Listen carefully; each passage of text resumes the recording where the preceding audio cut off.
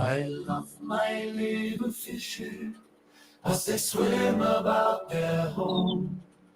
I love my little fishes as they swim about their home.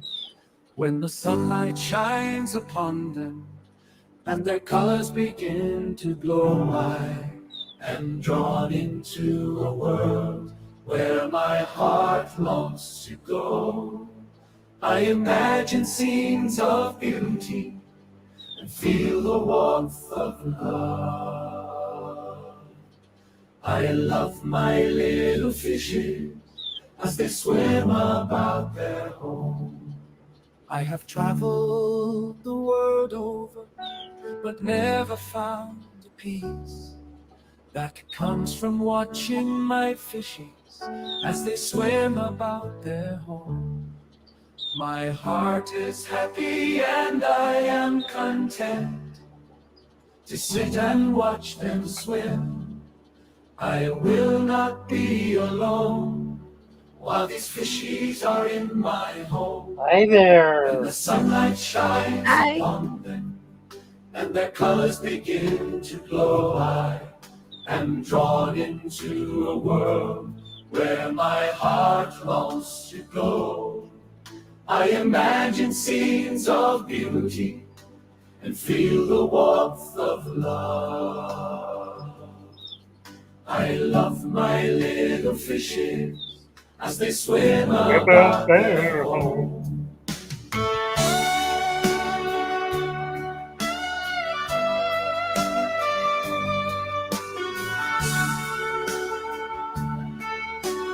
Hello, hello, hello.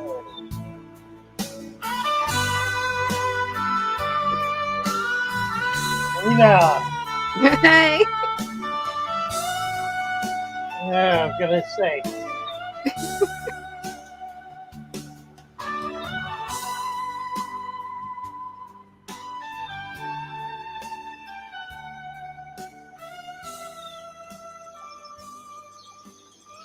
Yeah. Mercy, mercy. Here we are. Fish family. Welcoming Richard Trustle to membership. We now have more than 100 members in our YouTube channel, Wow. which is kind of exciting. Yeah, it is. Stylish Ninja. Need to get Stylish Ninja a wrench.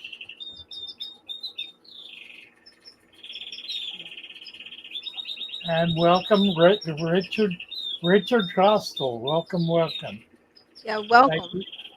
Thank you so much for joining the party.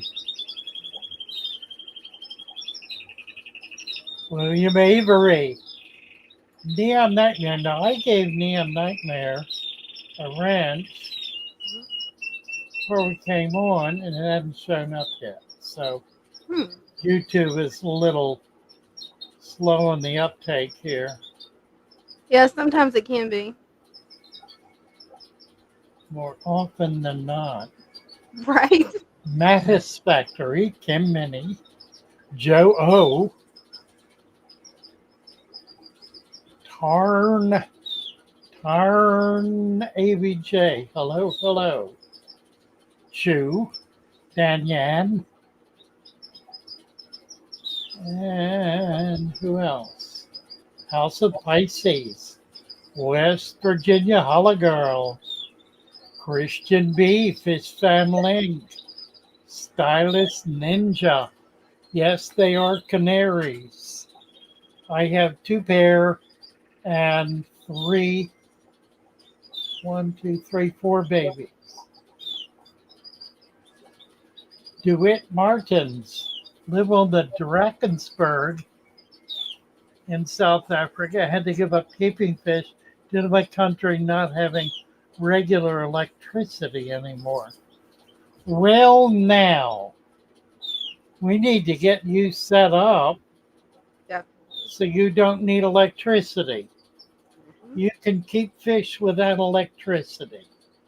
People did that for hundreds of years. All you need is the deep substrate. You need a planted tank. You need plants, and there should be lots of plants. So I don't know anything about the Drakensberg. Let's look that up. Let's see.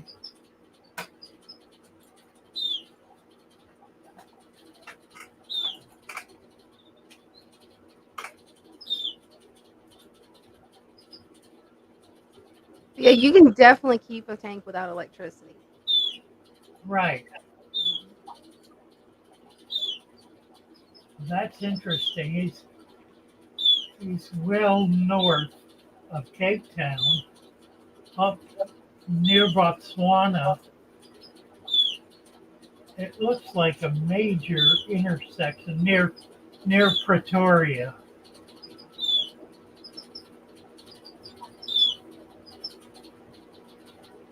Let's see what else is there. Should be. Well, I don't think you will have a problem. I don't know what temperature is there. What tropic? Let's see. You're in semi-tropical. He's off the coast of Madagascar. Wow. Actually, he's south of Madagascar, so he's not quite off the coast.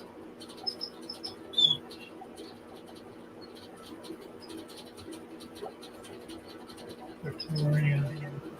It's pretty close, actually. He's right about at the southern tip of Madagascar Yeah. in that latitude. Um, so the trick to it is to have a lot of plants in the tank, and then be very selective about the fish you choose. You want to understock the tank with fish. So, for example, if you have a 20-gallon tank, put no more than 10 1-inch fish in it. Um, two 3 to 4 inch fish, like that. So it's understocked, and there will be no issue with the tank becoming oxygen depleted, or with more biomass than it can sustain without moving water. But you absolutely can keep fish in a tank without electricity. The key might be lighting, but my guess is you can set it up in sunlight, either outdoors or in your case, it would be a northern exposure window since you're below the equator. Um, and I don't think you'll have any trouble at all. I think you can do it. Stylus is saying, oh, the wrench is too much power. Well, see, here's the balancing factor, Stylus. Everybody else on here has one as well. So if you choose to act in a way that, in your terms, is highly irresponsible, you will be caught in the act within 1 to 2 seconds and will find yourself disappeared, or at least your comment. Adam says, trust the power of the wrench. That's Really, funny. it's true. That's it. It's essentially the same argument as the Second Amendment. Mhm. Um, if everybody has guns, then everybody is careful about using guns. It, Exactly. it's only Mhm. it's only when, and you find this is really true. It's only in areas where there is strict gun control, that gun abuse is most common, and the biggest problem, Yeah. because when you take guns away from responsible people, only those who are irresponsible are left with them. And that is a recipe for disaster. Our forefathers understood this perfectly clearly. The ability to protect yourself, your family, your neighbors, and your community is a fundamental God given right, not Amen. one that any state has the moral standing to be able to interfere with. And so the second A, 2A is one of those rights that are not guaranteed by the Constitution. They are acknowledged by the Constitution as rights given us by our Creator.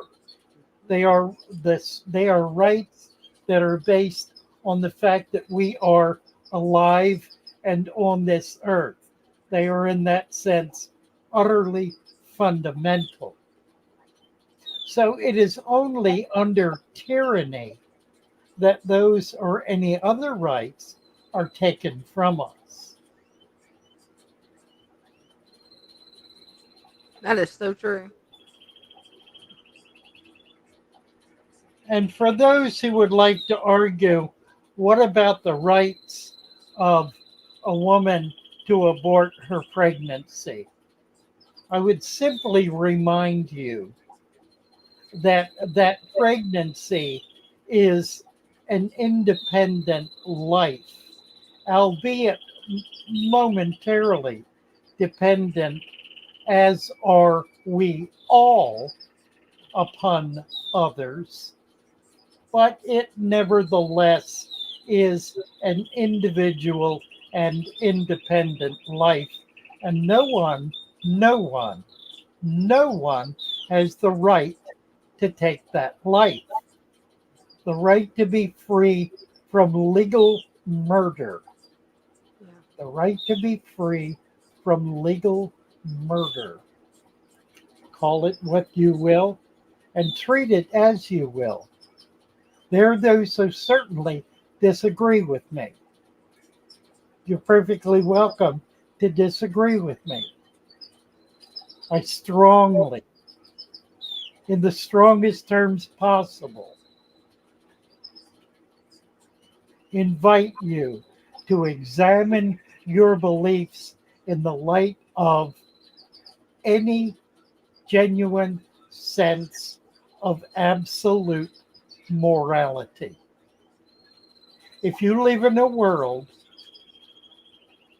in which morality is up to each individual, then you live in a world I want no part of, because it is a world of chaos in which demons rule.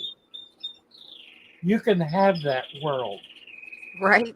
I don't want it. And I refuse to live in it. Birds are having a party. Zebra finches. I love finches. Carla McGee. Let's get Carla a wrench here.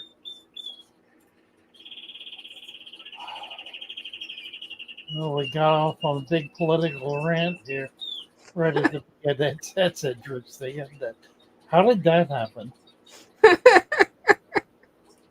It was needed. Carla Cox. I'm going to take the next step with this. It goes to the issue of a dirted tank. It absolutely does. Because the issue of a dirted tank is a commitment to a natural environment.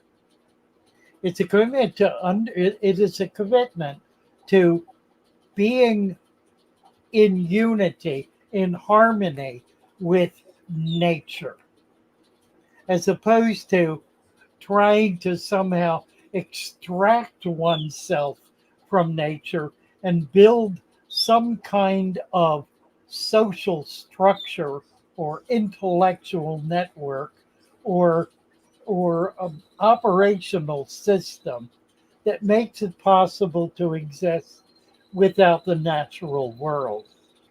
The difficulty with that is that we are a function of the natural world. We did not get here from some alternate universe. We got here as creatures of this earth and this nature system. We know that how? Well, we know it because all of the genes in our body are replicated in the bodies of virtually every other mammal and many of the other invertebrates and non-mammals living here on Earth. We clearly are members of this life system. And as such, we need to be in harmony with it. How better to do that? How more simply and elegantly to do that than by maintaining or allowing to be maintained a little aquarium that exists year after year after year based on its own rules, its own systems, its own life force. This tank is 23 years old. It's gone through some changes. Tommy Denda, for their book, keeps asking me, I think he finally gave up, to list the plants and fish that are in the tank. Because we have a chapter in our new book about this tank. And I finally said, Tommy, it goes through, it has gone through many changes in fish population, invert population, and plants. And what is in there now was not in there 3 years ago. Almost none of it. And that's happened at least 3 times since I've owned it, and that's been 15 years. That is what has been here that entire 23 years. Wow. That minus an inch or two that I took off a year or two ago because it got too deep. It's amazing how your tank has flourished over those 23 years. That's amazing. See the goby back there? Oh, yeah. I think I see him. Yep. Yeah. He's hidden there good. Yeah, he likes it in here. See who else we can find. Those fish are so pretty. Yeah, but one of them came out into the light this morning, and I was just really impressed with it, with the color on it. Just stunning colors. I don't have a lot of really colorful fish in here. I'm starting to get more fish, so I'll be adding more. But this is an example now of an underwhelmed and under, what was the word I used earlier, of not very many fish. There are probably a dozen fish in here. I took a lot out to take them over to the store. Yeah. So it's greatly reduced. And I'm going to be adding more.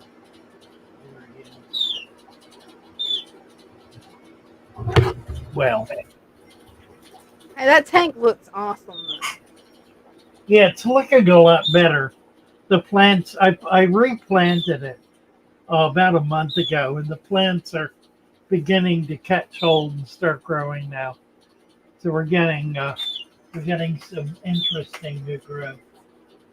I have a lot of cricks in it, a lot of Conogetans and Nubias.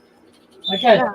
I got criticized for having common plants in it, so I took it to What? heart. Why Oh, would they criticize that? Joe's talking about your fish room. Yes. Thank you, Joe. Yeah, I'm working on it. This is gonna be kind of a jungle when I get done. Give us a little tour. Show us what you're doing. Hey, I can do that. Let's see. Hopefully, I'll get this back in the right spot. I don't have a very long cord, so right. Well, if I can get it, there we go. This is going to be a turtle tank. It's a 65-gallon. That's going to be a fish tank. It's a 20-gallon. Then we've got the 5-gallon fry tank that stays green, so it automatically provides food for them. Then I've got some rice fish that my husband surprised me with, which of course it's me. It's turning green. Then, well, you guys already know about my 75 gallons, so but it's gonna eventually be a paludarium. So we're probably either gonna use turtles or maybe crab. We lost your mic. Oh, can you hear me now? Yeah. Awesome. You Yeah, got I'm either gonna keep turtles or crabs in that one. So we'll see how many turtles I end up with because I'm researching crabs because I found the cutest crab called a vampire crab. It has little purple claws. It's so cute. Oh, let's see. Nate says, what all is in the tank? You have a lot of fish compared to plants. Is he talking? He's got to be talking about mine. Yeah, I think he's talking about yours because Um, I've got some rainbows, pair of rainbows. I have two pair of gobies. Um, I have some fungulus, which is a top minnow from Florida. That's the real colorful one I was showing you. Yeah, it's kind of a delicate color.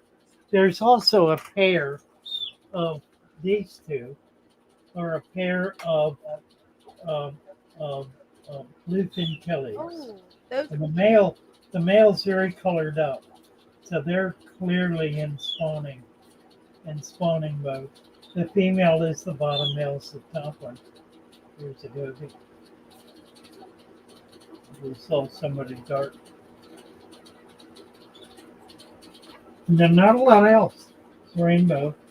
There's one little tetra in here somewhere. There should be some cories. I think they tend to stay hidden. They're pygmy cories. I haven't seen them in a while. Every once in a while, something will pop up. Oh, I was looking in that tank. I saw a fish yesterday swimming in a corner, up and down and up and down, about a 2-inch fish. And I don't remember putting a 2-inch fish in that tank. Hey, maybe it came in on some plants as a little egg or something. I don't know. It was a I don't goby know. type fish. So Oh wow. obviously something I put in there that I forgot about. Let's see. Leo.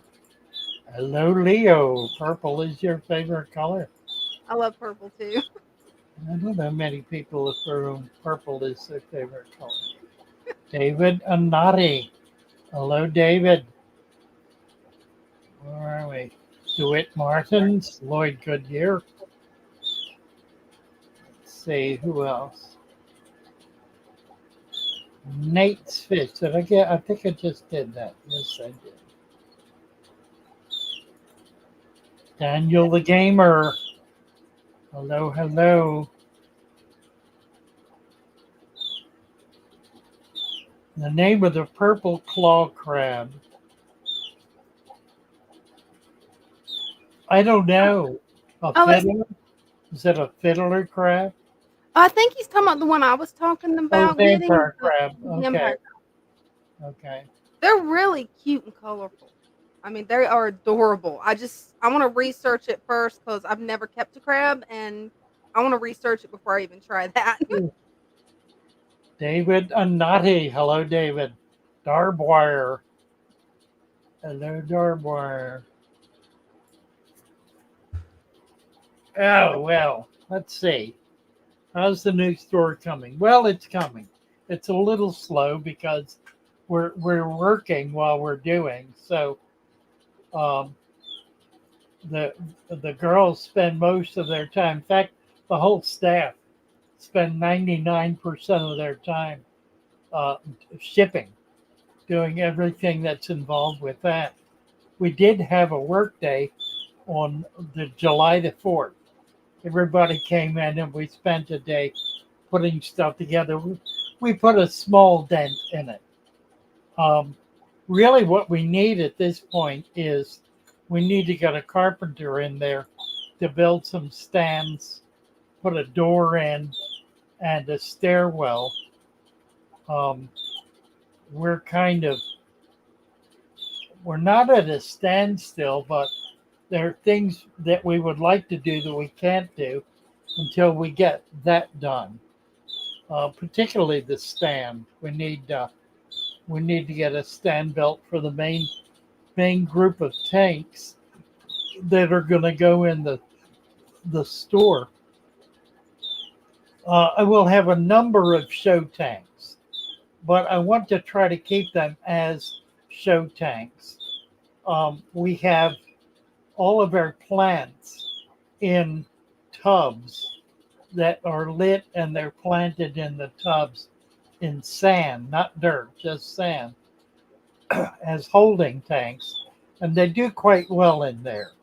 So that's what we ship out of and we will sell out of.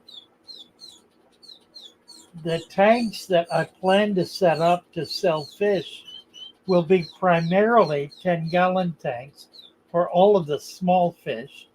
I have right now about 15. And then I probably will get 29s for larger fish. And then would hope to eventually be able to get a very large tank, about a minimum 500-gallon tank that I can put monster fish in. That'll be nice. So that's the plan.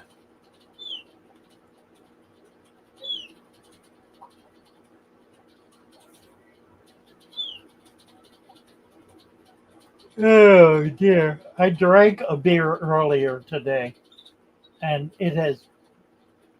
I slept an hour and a half and I'm still not over it. I'm afraid the alcohol is just wearing me out. Hey, you needed the rest. You've been Yeah, busy. yeah. David and Noddy, drunken fish, he says. Adam, funny. Will ram's horn snails' tentacles grow back? I do not think so, but it'd be interesting to see. There's no reason why there shouldn't, actually. Um, but I have not noticed that happening. Keep an eye on it if you can keep it alive to be able to make that determination. That would be worth noting. Yeah, it would. Um,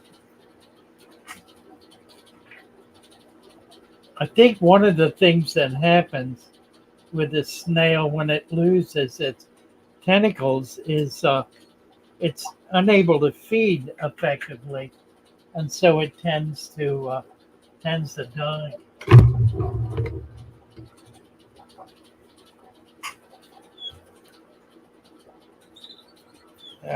The heat doesn't help. That's right, Neil. Yeah. Heat doesn't help. You guys still having the heat wave up there in Maryland? It was 91 earlier. At 3 this afternoon, it was 91. Wow. Silver That's pretty Fox hot. 40, Nate's Fish. I plan to take up more space than fish, about 15 fish, biggest being a young bristlenose. Thinking it could be a combination of stuff, maybe too much light or food. Don't know what he's referring to.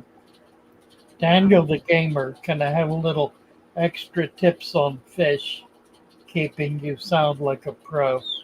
Well, hang around, Daniel. Just hang around.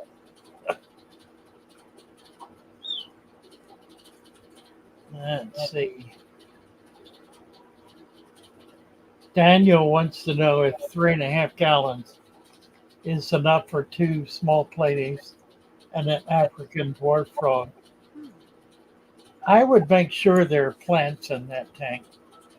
It certainly is large enough for a pair of platies and a dwarf frog. That's not going to be a problem at all. Platies can grow to about 1.5 inches. Now, they're not likely to in a tiny tank. 3.5, that would be about here. It's a little small. The platy, the platies and most other popular live bears, they tend to get a little bigger, like mollies or swords. They get a little bigger, and 3.5 is, well, they can survive in that. The possibility of them jumping out is pretty high. I would do tetras in a tank that size, small tetras, like neon tetras, green tetras, even skirt tetras. I would, I would not do barbs. I would not do Danios. I really would not. You could do guppies. Guppies don't get particularly big. You could do Formosa. I don't know if I have any Formosa left. I'm gonna have to have someone to ship me up some natives from Florida. Kind of, yeah. Kim Minnie says beer and diabetic are a great or a terrible thing. Oh, I And, didn't think about that. Does that affect diabetes? oh, sure it does. A lot of I, sugar. I didn't Yeah. even think about that. Yeah. Well, I didn't eat much today, so I Yeah. thought I could get away with it. But I think that's probably why. I think my blood sugar is probably elevated. I should go check it and see. Yeah. Maybe I'll do that in a minute. Is that your kitty cat on the wall? Yeah, let me show it to you. Oh dear. That's Tom. Oh.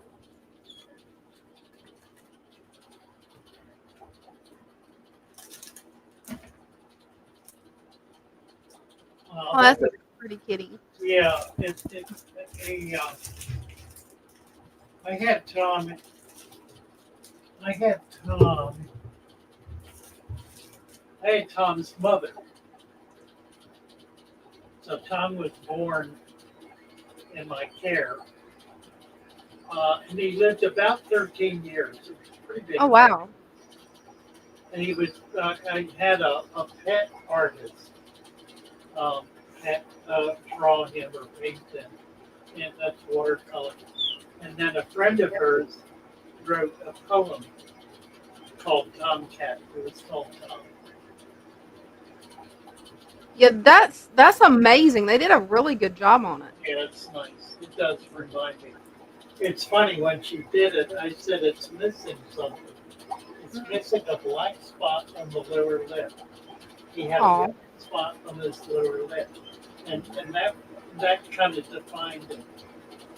But yeah, he was a very gentle animal. Really more like a dog.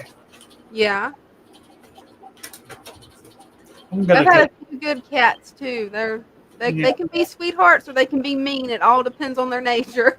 I'll be right back. Okay.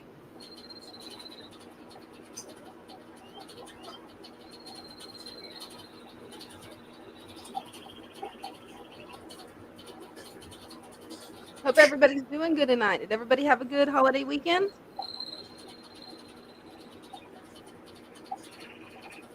Yeah, mine was busy. I've been working on cleaning tanks, setting up fish tanks, setting up stands, taking down shelves, and doing a lot of stuff in this room. It's still not where I want it yet, but I'm gonna get there.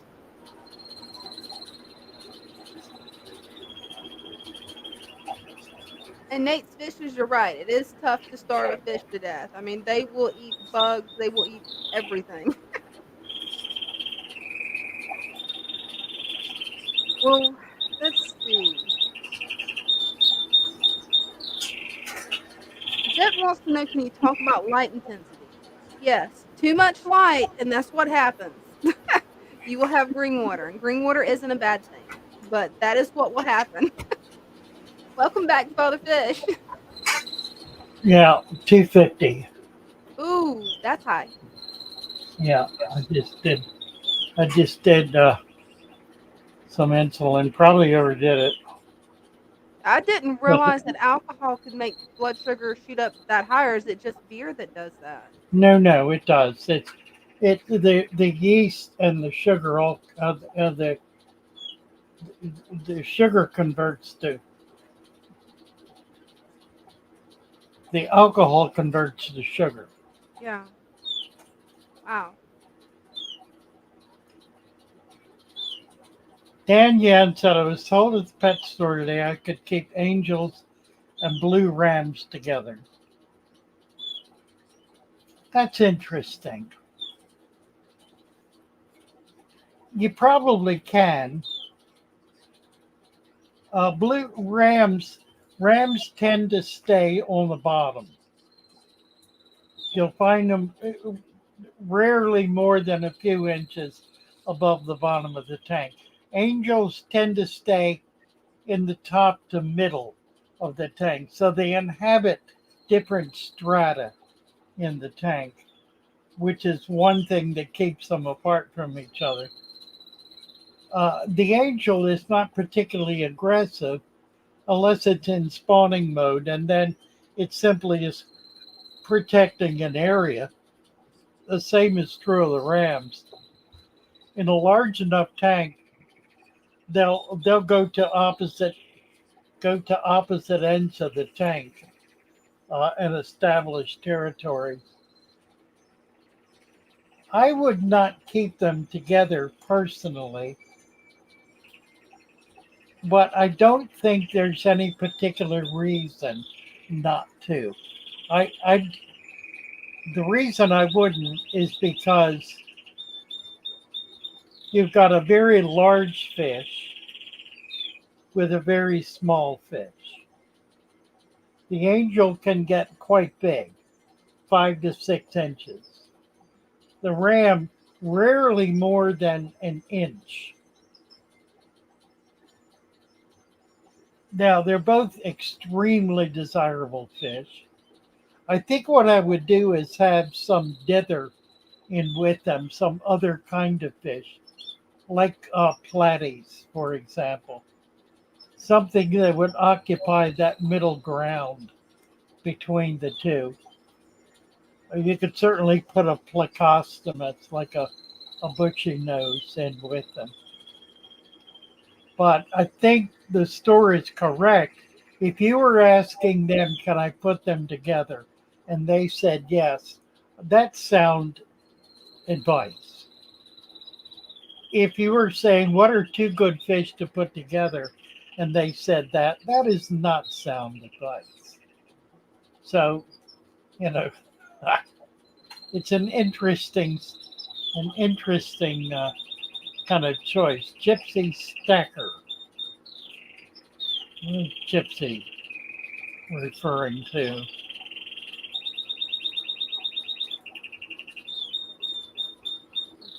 Don't know. Silver Fox.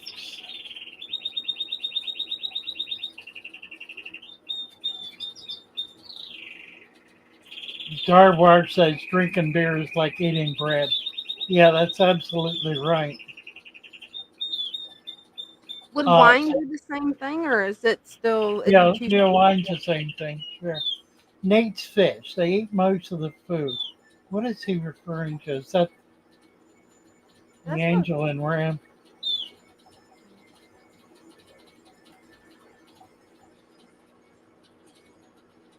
I don't know. Yeah, That's I'm a not. whole other. I missed that conversation. Yeah, Tomcat. Yes, Tomcat. yeah. Tomcat was a beautiful cat. Judging by that painting, that How far am I from Super Cichlids? About an hour, just a 1 hour drive. Well, we're not set up yet. We have 2 or 3 tanks that are just moved in and in place. Really, we're not ready for visitors. Another, it'll be another month. I'm figuring by September we should be in pretty good shape. We'll have fish in. It'll be set up to be able to show off some stuff. The focus of the story is going to be natural aquariums. So that's really what we're going to be all about. We'll be providing all of the product for that. We'll be teaching that. Anybody who comes in is going to get an earful about natural aquariums. that's what's needed. Really.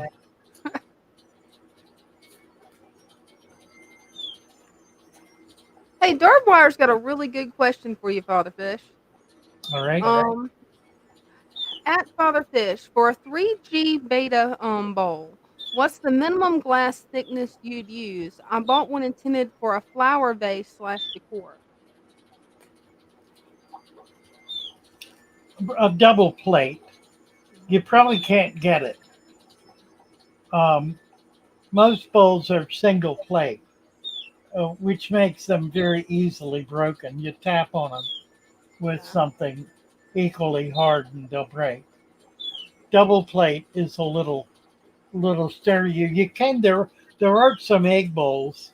I've seen some bowls that with heavier glass. And I would really recommend that. I would not recommend a thin wall glass bowl for as a to keep fish in. Too many things can happen, and it's too likely to get broken. Anything that breaks easily, and a thin bowl like that is going to break easily. Now I keep bettas in the 1 quart or 2 quart glass bowls, um, and I do that. I don't put rocks in for one thing, or anything else that could click on the side and break it. At least I try not to. And I tend to keep those bowls where they're not touching each other because they can touch each other and break. You push one to the side, and it taps the other one, and one or both will break. So you have to be careful with thin wall bowls like that. I use them for bettas and for micro as micro tanks.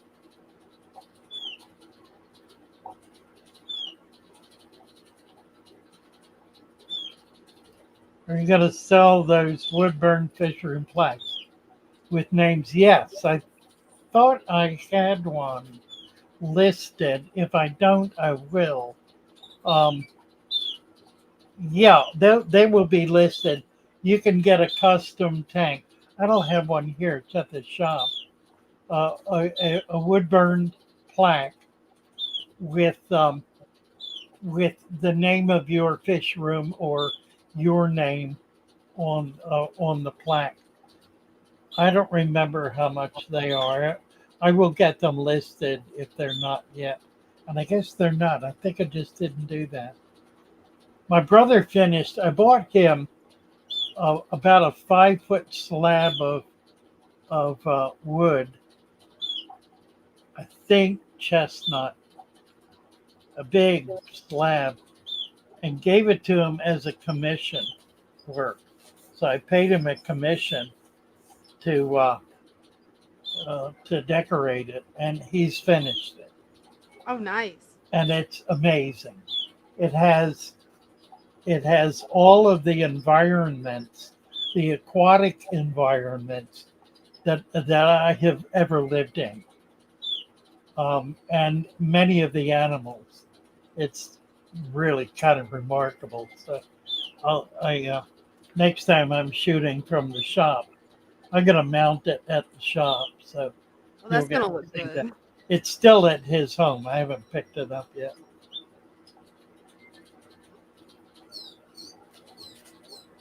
Doom Pie says bread will raise her blood sugar way more than a couple of beers. That's interesting.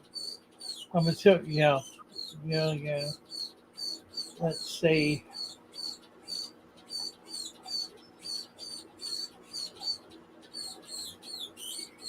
As a bettable, it's not so bad because it's something you can be careful with, treat delicately, not risk in any way. You're not going to be messing around in it with things like glass heaters or something that could easily break or get broken. Um, don't put rocks in it. That's the main thing because the rock can break it quicker than anything. As a bettable, I think they're safe as bettables, where you're just not doing much and the fish is going to be in there, got some plants in it, get it set up, put it on the shelf, and we'll leave it alone. Betta tank hit 84. Yeah, he'll be fine. Bettas tolerate temperatures into the 90s. Not a problem at all. One of the things most people don't realize is that tropical fish, the normal temperature for water in on the equator in tropical environments is about 90 degrees. Wow. Very, very warm, Mhm. particularly shallow water that's not flowing where the sun's hitting it. It's going to be, the water is going to be very warm. Now, does not get hot. It doesn't get to the point where it may hit 100, but it won't go over 100. 101, 102. Beyond that, the fish won't survive. But the tropical fish can tolerate much warmer water than we want to believe they can.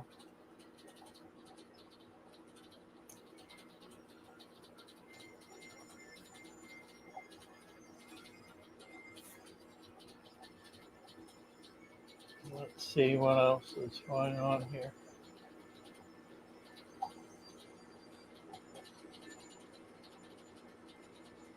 Huh. Do I not use dirt in a bettable? Um, it depends.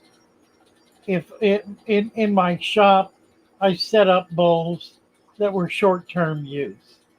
So I would put a little sand in, mainly for color. Um, but they would not be permanent displays.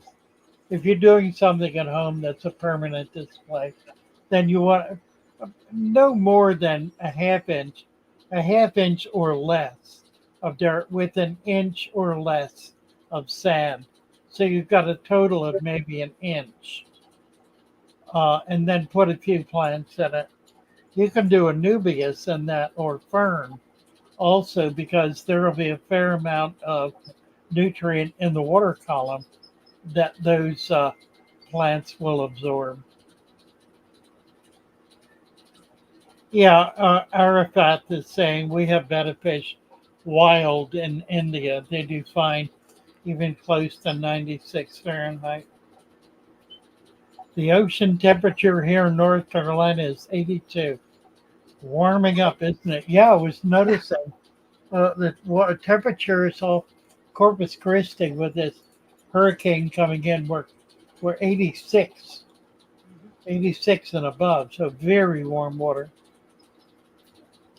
What temp do I keep my tanks?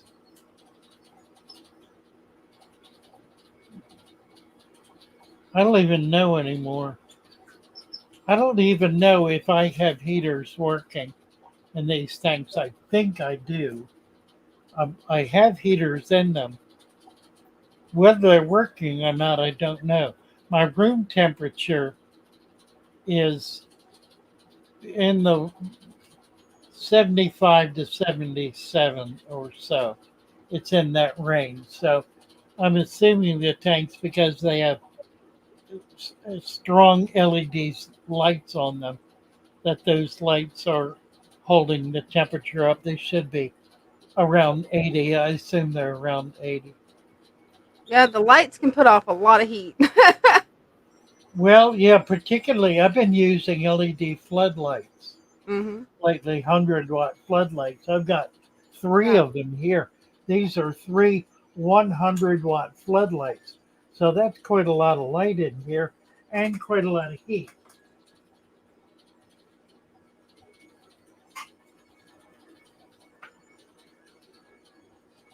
Yeah, I need to get some big fish in here.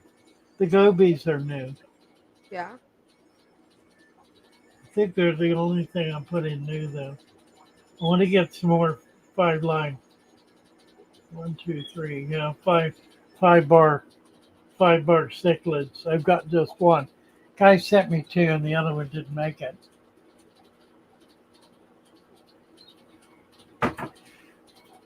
Erie, you bet, you bet. Dina is the boss. No question. The oil slick. David Anani has an oil slick question. Yeah, I'm not. I haven't found his question though. I'm scrolling What's the through the questions. timestamp? But I ask it again, David. Yeah, if you don't mind, please ask it again because I'm looking and see it.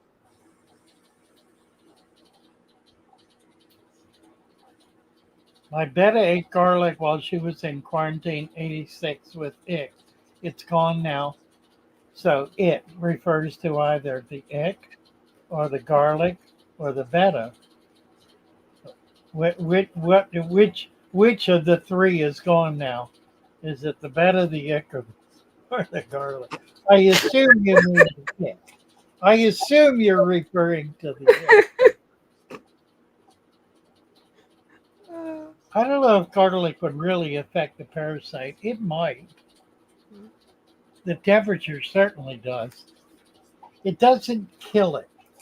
What it does is it drives it into the substrate where, because the temperature is, it's a cold water parasite.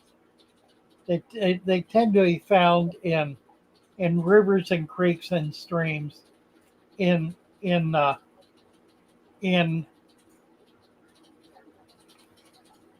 areas like from the Carolinas north up into Maine.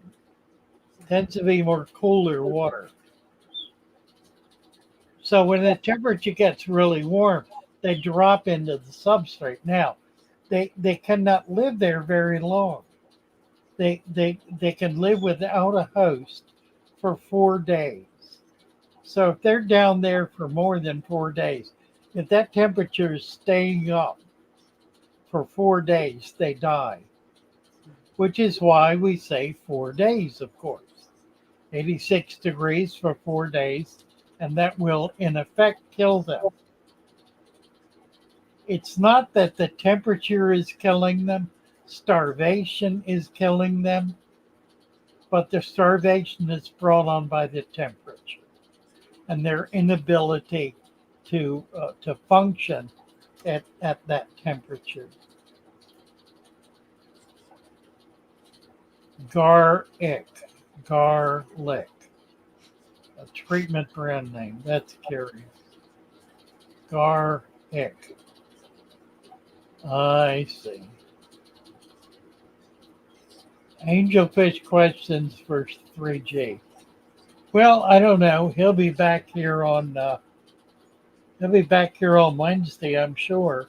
Mhm. When you see him next, click on the three dots to the right of his name, and the top one will allow you to go into his channel. Channel activity, go to channel. The second one it is.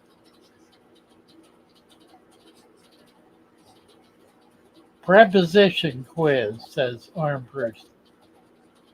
What? Preposition quiz. Sean Benward, a medium-sized apple core into my tank. It seemed my shrimp and guppies enjoyed it. It was completely gone in about 2 weeks. Any kind of vegetable matter put in a tank. Now, you don't want to overdo it because it'll create an environment that will simply cause bacteria to explode. In other words, it'll be far more nutrient in there than the natural biological system can handle. But an apple core is fairly small. In a larger tank, all of the microfauna is going to attack it. Snails will, fish will. As it breaks down, it becomes more digestible. So most everything will poke away at it, and yeah, it'll disappear in a relatively short length of time. But again, not too much. People get in trouble by dumping a whole lot of leaf mulch, for example, in their tank, like big hands full, and it fouls the water because it's too much biomass in there, and the system that is developed is not able to handle it, so it gets overwhelmed, can't handle it. Bacteria develops.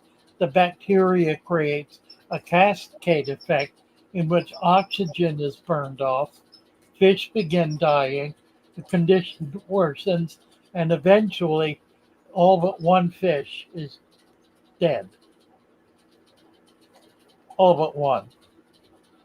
The one fish that remains alive is the one that is able to survive with the limited amount of oxygen that is being dissolved into the water. It'll stay at the top. It'll be breathing. Why am I hiccuping? It'll be I hate breathing. the hiccups. I think it's the beer.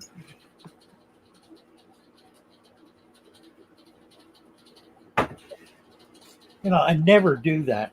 I've got 6 beers in the fridge that have been in there for months. And I took a whim and drank one. And I'm sorry I did. Yeah. Kind of wiped me out. Adam always cooks his fish with garlic. That sounds good. I like garlic. One of my 3 embers is bloated and breathing hard. Mm. Do I quarantine it? Was bloated before I had it to the tank. It's hard to say. That's a good thing to be able to bring up on Discord because it may in fact not be bloated. It may simply have a lot of eggs. It may just be heavy with eggs. Fish don't get fat. Let me talk about this for a minute because it's rather significant.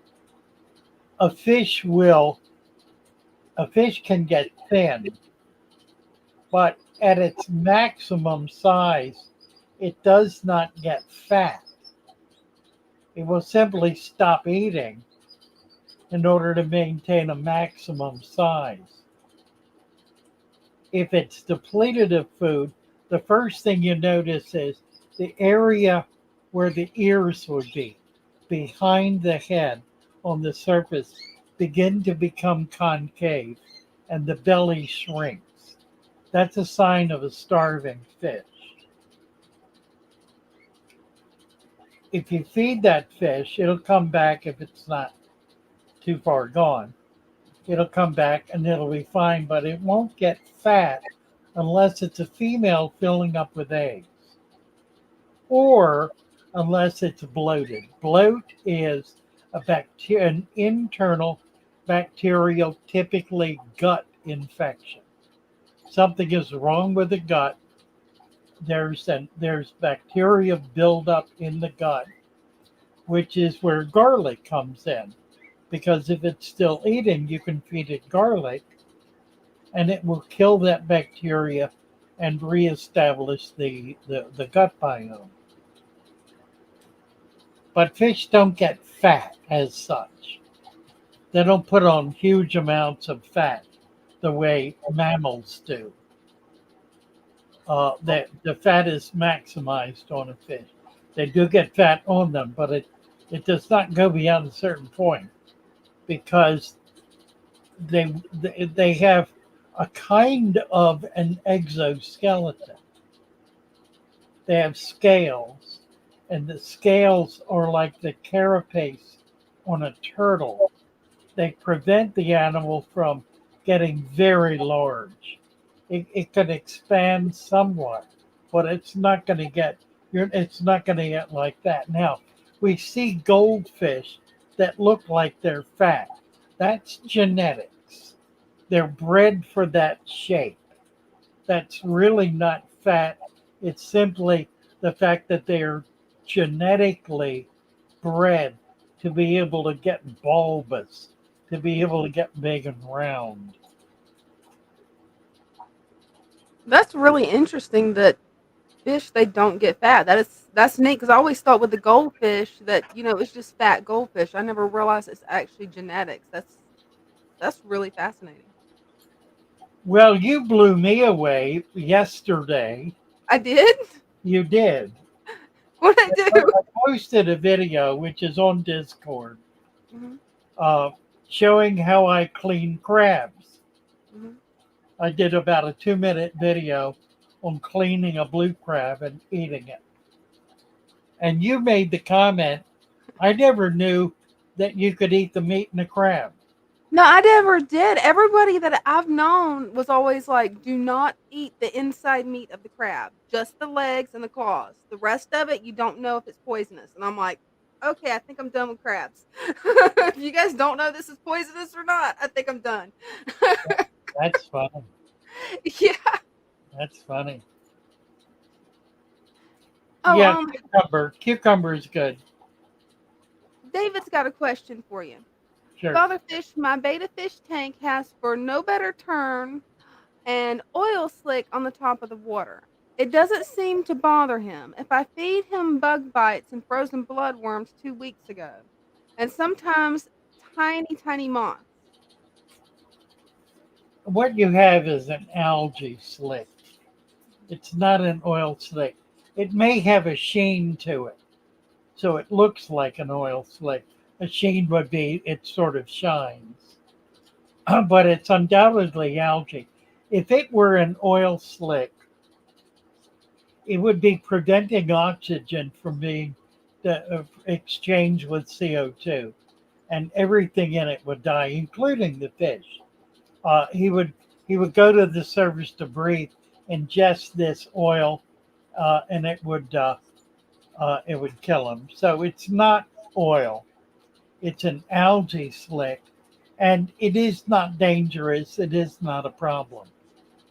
You can remove it; it probably will come back. Um, the best way to control it is with additional plants.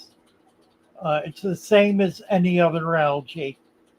It stands at the bottom of the pecking order in its ability to pull nutrients out of the water. So if you have higher order plants, they're going to get the nutrients first and thereby control algae growth. Oh, and Father Fish, over on my live stream, Victor C has a question for you. Will you be attending the Keystone Clash this year in Pennsylvania? I am not planning to, unless I get invited to speak or some such thing. I'm not planning to. I did last year, and I very much enjoyed it. But we're just involved in so much right now, um, that I really can't afford the time. Yeah. It's hours, a few hours here and there are precious commodities at this point because we're understaffed and overworked, and so we have a great deal more to do than we have the time, energy, or personnel to do.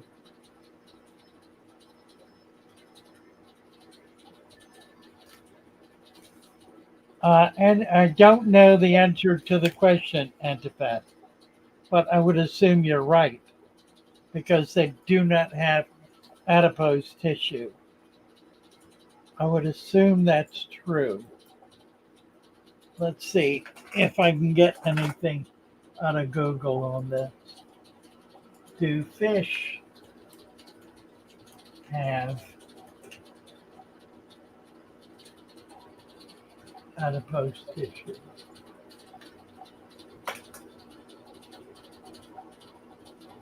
Well, okay. It's divided into two types. Visceral, which lipid is mainly deposited in the abdominal cavity, such as Japanese sea bass, grass carp, and most economic fish species. Subcutaneous adipose, mainly deposited in the fin rays, such as turbo and Japanese flounder.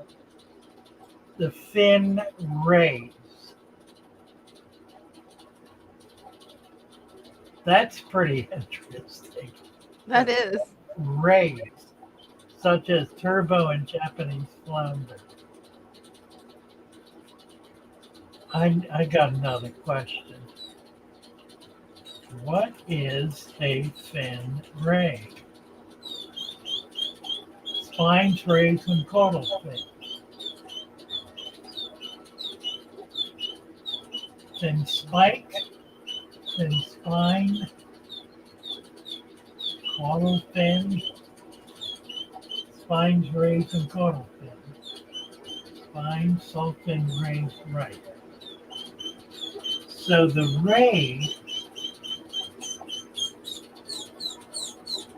is not the spine. It is the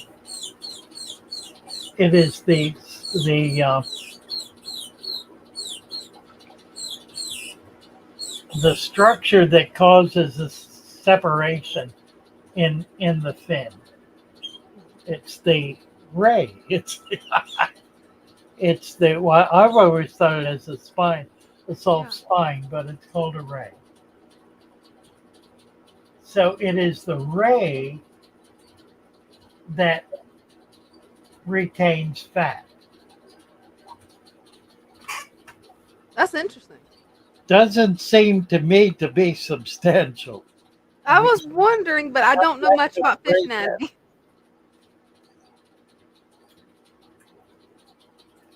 Piraraku, Carly says, is an Amazonian freshwater fish that we eat. Do barbecue and it has a thick layer of fat.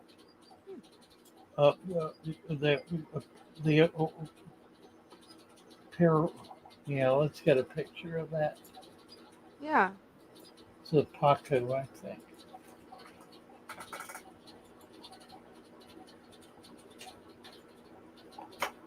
Arapima.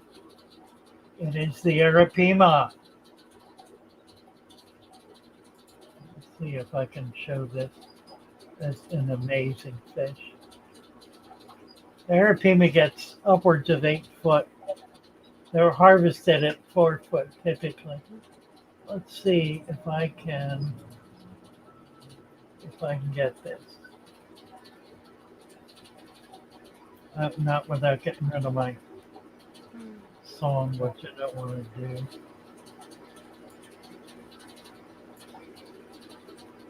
Let's see.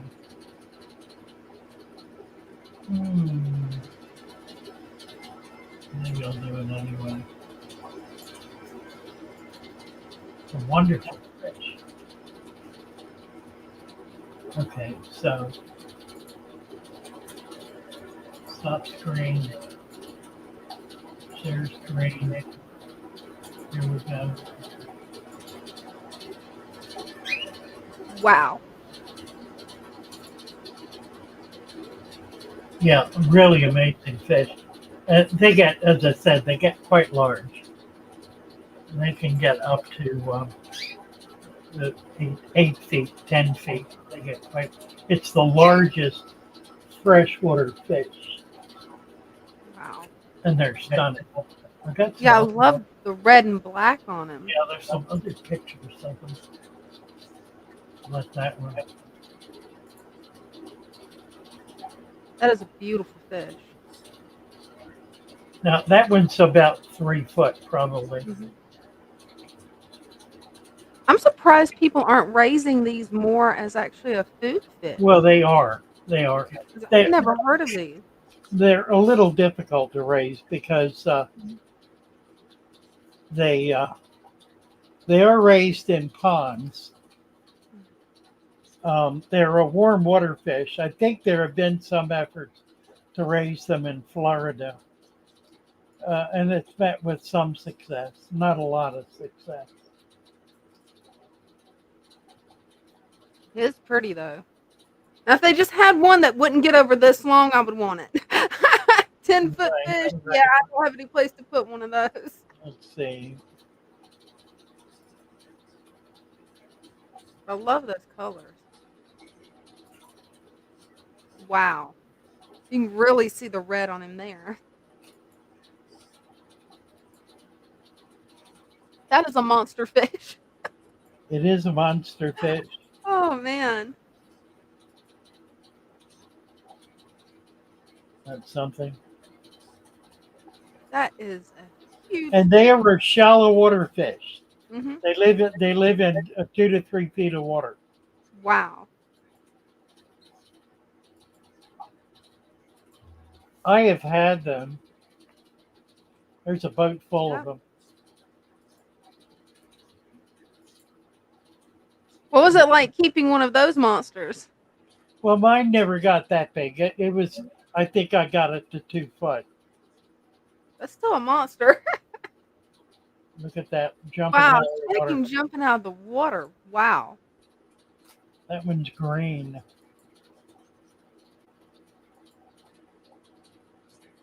Something Love else. those red spots. Very cool fish. Yeah, it is. That is a really cool fish.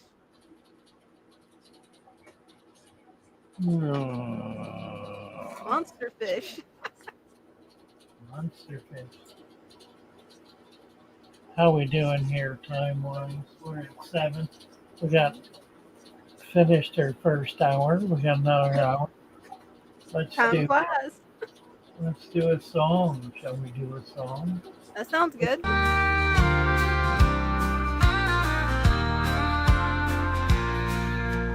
Deep in the water where the fish roam free, we're building a food web, a tiny world to see. Leaf litter from nature, providing a home. From microflora and microfauna, no longer alone. We collect the leaves, the water and the creatures in ponds, rivers and streams. Our ecosystem features, creating a balance in this underwater land. With every piece connected, our food web will expand. Creating a balance in this underwater I don't know all the words land. With yet. every piece connected, our food web will expand. Building the food web in our aquarium today. Feeding our ecosystem in the most natural way. Leaf litter provides the perfect home for all. A thriving underwater world standing proud and tall.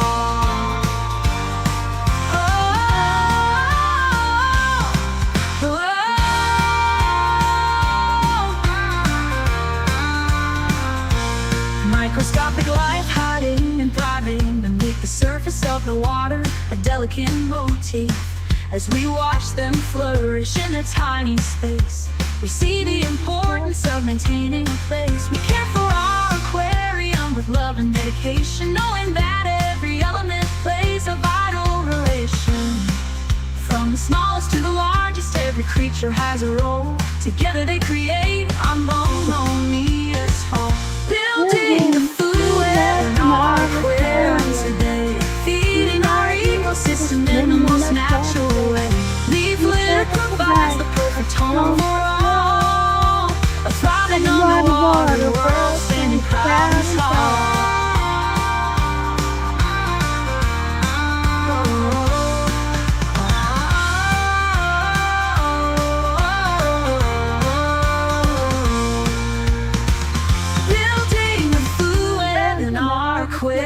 Today, feeding our ecosystem in the most natural way. Leaf litter provides the perfect home for all. A thriving Traveling underwater world, standing proud and tall. Building a food web in our aquarium today. Feeding our ecosystem in the most natural way. Leaf litter provides the perfect home for all. A thriving underwater world, standing proud and tall.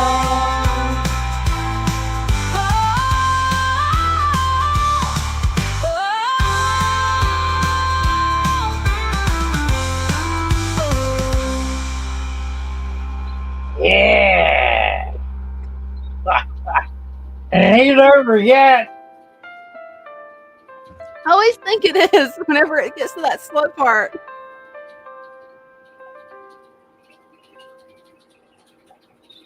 In the water where the fish roam free, we're building a food web, a tiny world to see. Leaf litter from nature, providing a home for microflora and microfauna. No longer alone, we collect the leaves, the water and creatures in ponds, rivers and streams. Our ecosystem features, creating a balance in this underwater land. With every piece connected, our food web will expand. Building a food web in our aquarium today. Feeding our ecosystems in the most natural way. Yeah. That's fun. Yeah, it is. What else? Let's see what we got in the chat. There's a bunch of stuff getting blocked in chat. Not sure what's going on there.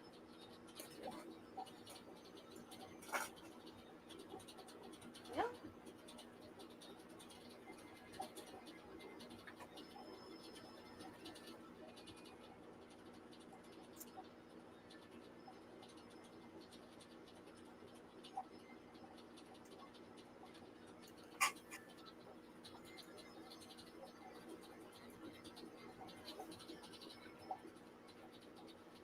Aha.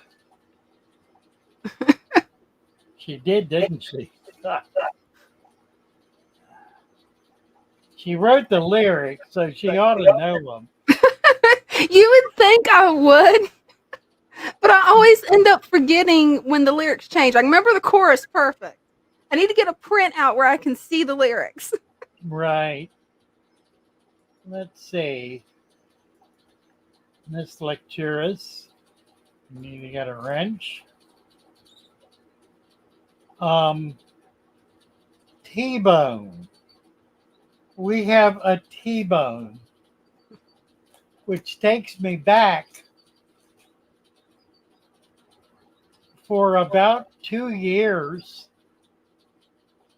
There was a character, a gentleman in Australia who went by the name T-bone.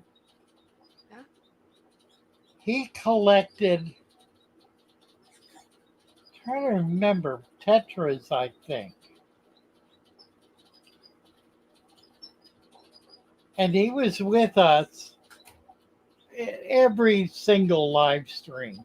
He died about a year and a half, maybe 2 years ago. So having a T-bone come up brings back lots of memories. Yeah. Sorry to So hear that. welcome T-bone. And are you a friend or related to our Aussie T-bone? I think I've already given you a wrench. I think. Yep, he's got Yeah. one. Yeah. So introduce yourself, particularly if you knew our original T-bone. It's sufficiently unusual that Yeah. rap with bagpipes.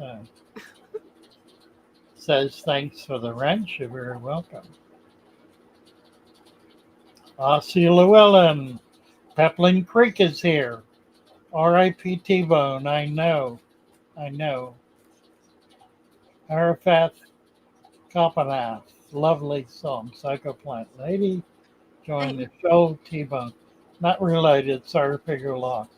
Well, thank you. Delighted to have you. You bring back fond memories. LFCF, LFC Fox fan. Hello, hello. All right. What else? Green neons are wonderful. I think they're.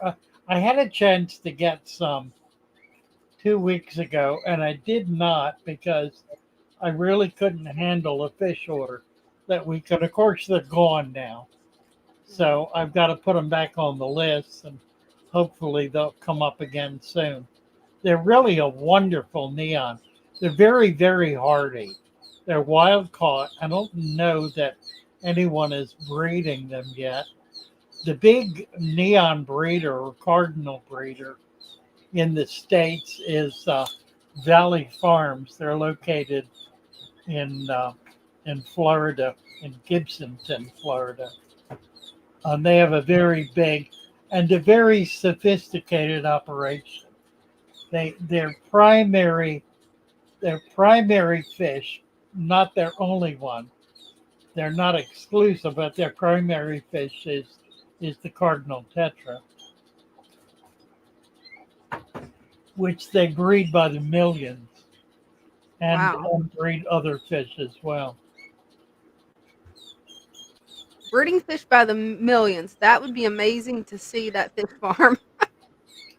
Really.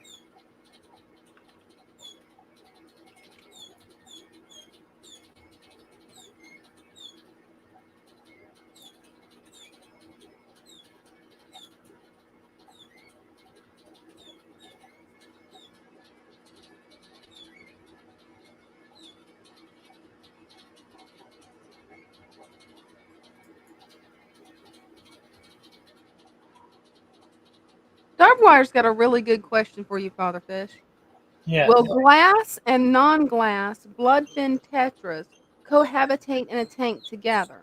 Added 3 non by mistake today, and apparently they're different species. Yeah, their tetras rarely go to war with each other as species. It just doesn't happen. So yeah, not a problem. Not a problem at all keeping them together.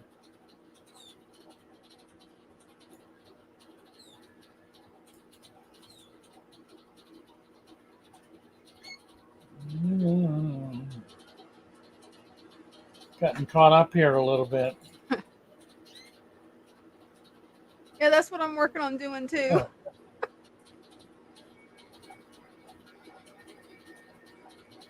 Um, one of the problems with the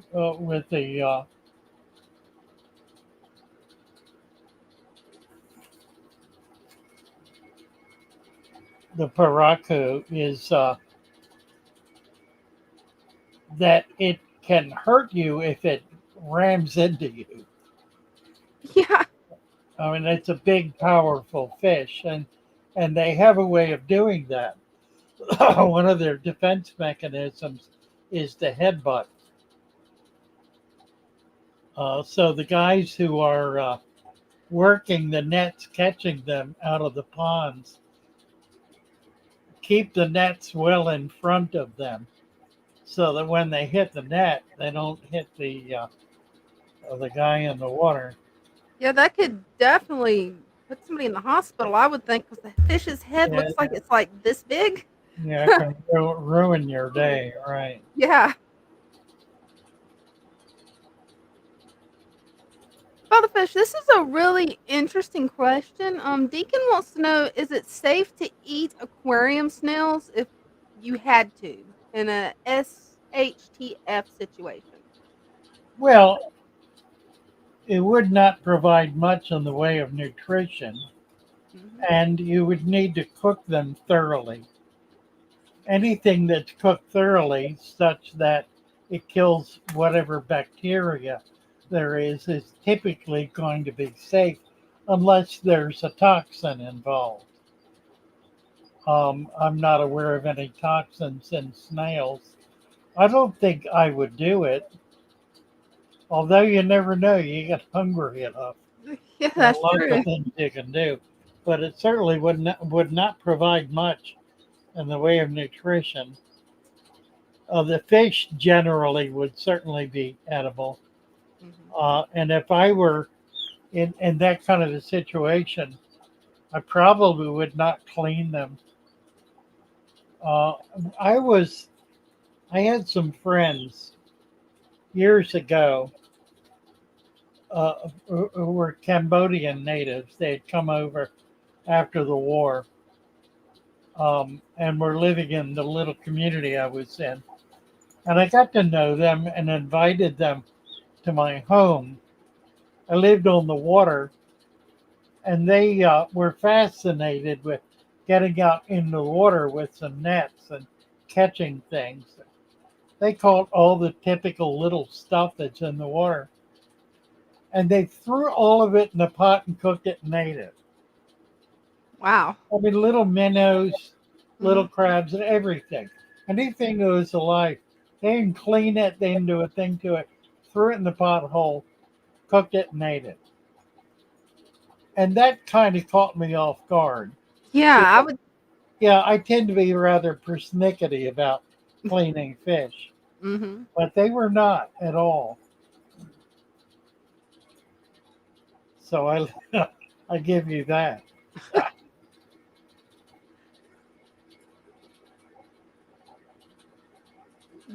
Doompass says that apple snails are known to be eaten. I did not know that. That's interesting. Well, it's a very large snail, and Hmm. they get pretty big. Yeah, that's now there are some snails. There was a fellow who ate a slug, or maybe more than one, on a bet a few years ago, and he died from it. Oh no, that's horrible. It was not cooked; he ate it raw, Ooh, and I think what he died from was a parasite yeah. that infected his body. That was in the slug. They're uniquely nasty critters. They're slime. I had a bunch of them on the side of my shed a few weeks ago. Just maybe 20 or so, just a whole horde of them. And I was flipping them into my hand, throwing them in the water. And when I had finished, my hand was coated with this thick slime that would not come off. Yeah, I had to use soap and water, and it was hard to get it off. Mm, So I could just imagine what happened to that poor kid. yeah. I couldn't imagine eating something like that raw. Like no. Mm-mm. Yeah, I know. Mm-mm. Um, my chat has stopped. What's your last time, Stan? 7:14. Yeah, I've stopped at 7:05. Hmm. Yeah, YouTube's been acting strange the last couple of days. I wonder if you can refresh the page, maybe if that might help. Yeah, that's what I'm about to do.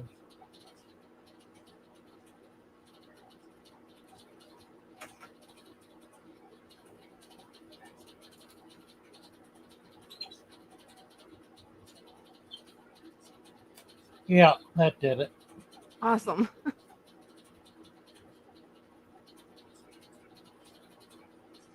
Oh, what else? I'm just in shock at what Deacon just wrote in there because he said that the snail mucus is sold in Europe for fancy anti-aging cream serum. That doesn't sound healthy. Mm-mm.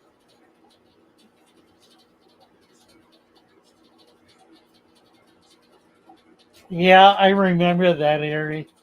He lost a whole bunch of tetras to ick. Yeah, he did. Barbed wire.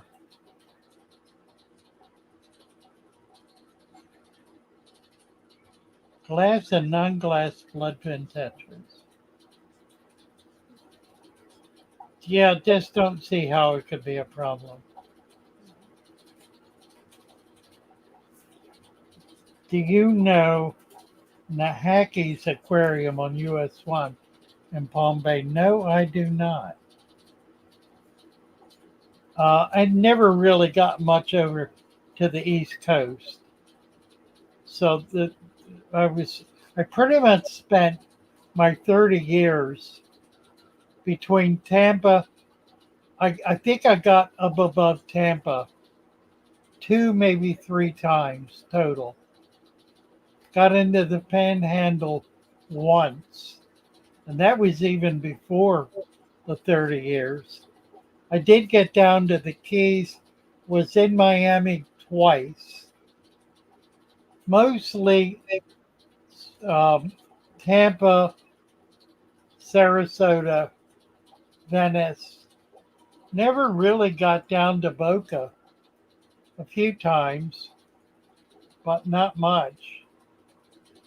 I did get out to Arcadia quite a lot because I collected out there.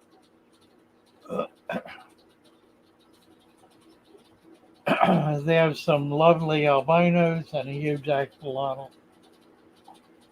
Nice. And KX2 is saying that bettas are hard.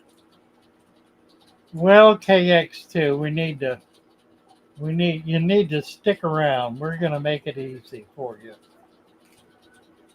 The key to keeping bettas is setting up a natural tank and feeding them things like mosquito larvae and scuds and other things that you can collect from the ditches outdoors. Need to add more non-glass blood fins. I think it's completely up to you. It would certainly help that population to do it.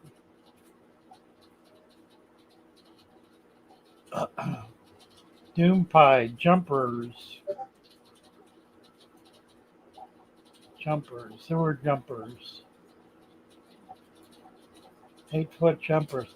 Oh! He's talking about the Arapima. Mm. Morning Star Quaid. Hello, hello.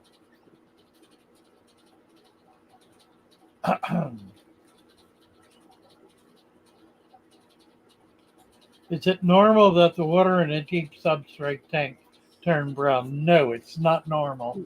It happens because the dirt is not adequately capped with sufficient sand. The sand cap should be twice the depth of the dirt in a tank under 55 gallons should be no more than 1 inch. So 1 inch of sand, 1 inch of dirt, 2 inches of sand.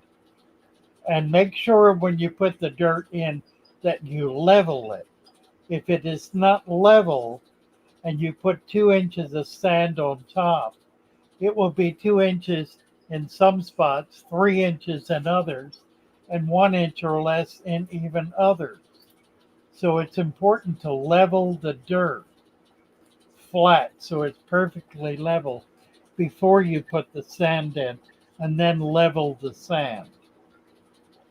If at that point you want to add some additional sand to the back to get a rise, you can do that, but you want to put it in initially, level both of them, making sure that you've got an adequate cap on the dirt.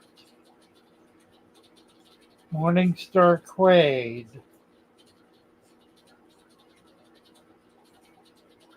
Oh, lost all the shrimp. Yeah, it could have been the temperature. Don't know what kind of shrimp you had. I assume they were near Caradina. Um, it will not attack shrimp. They can't get into the body of the animal. Um, I just don't know.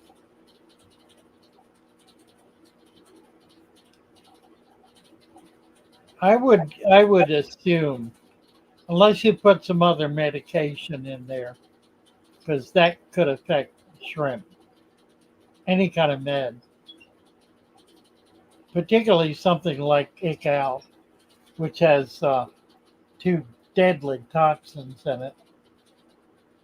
It's got formalin, formaldehyde, and malachite green, Mhm. both of which are extremely toxic, and in fact are carcinogenic. It's honestly scary that they put that stuff in fish medicine. Yeah.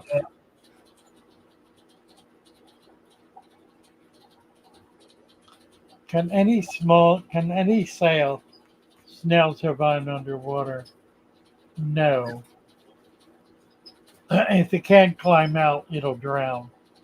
There are many snails like apple snails and mystery snails that have to come to the surface for air. Mhm. They are air, even though they're aquatic, they're air breathers.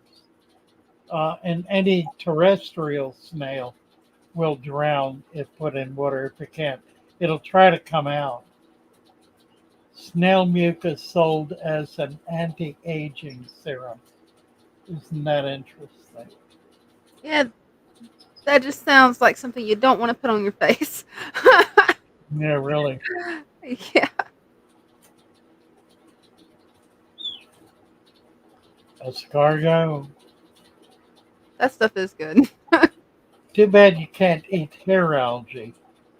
I'm sure you can. How would you? A soup, maybe? Yeah, in a soup. It's it's perfectly edible. That's I interesting. mean, I did not know it's a that. very simple plant. Hmm.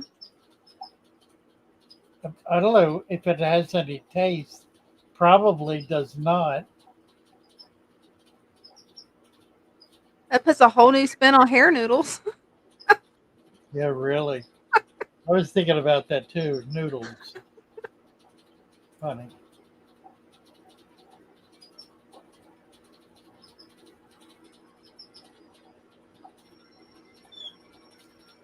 Oh, Elise 3.0. Hello, Elise.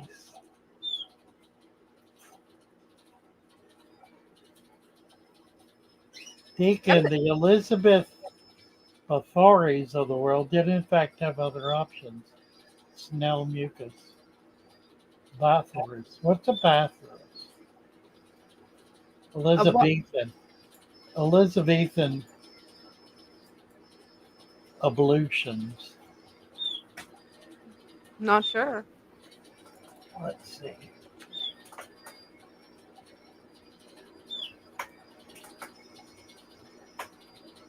Elizabeth Bathory,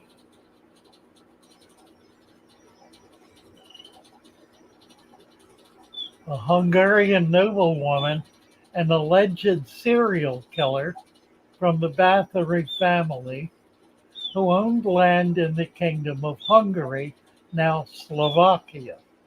Bathory and four of her servants were accused of torturing and killing hundreds of girls and women from 1590 to 1610. Her servants were put on trial and convicted, whereas Bathory was imprisoned within the castle of Katish, where she died under mysterious circumstances. The charges leveled against Bathory have been described by several historians as a witch hunt. Other writers, such as Michael Farren in 1989, It said that the accusations against Bathory were supported by testimony from more than 300 individuals, some of whom described physical evidence and the presence of mutilated, dead, dying, and imprisoned girls found at the time of her arrest. Wow. Okay, so now I want to know. That sounds like a real life horror movie there. Yeah, Like, that's so wild. Somebody couldn't even make it up. well done, Deacon. Nice catch. Ugh. KX250F. Why do Baghdadis die no matter what I do? I can't keep it alive. Well, I tell you what.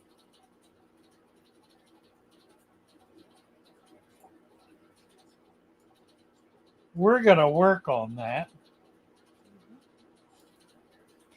KX2. We need to get you over to the Discord. Got to come over to the Father Fish Shoal and to raise your issue. In fact, I believe we have a beta channel over there where you can meet and greet beta aficionados and determine precisely what is required for you to keep these gorgeous little animals alive and thriving. Do join us. That's a great community. Jenny Cole.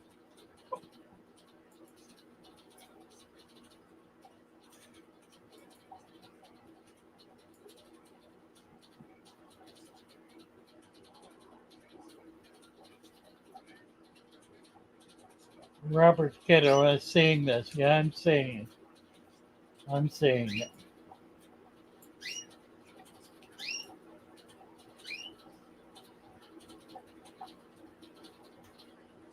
Uh,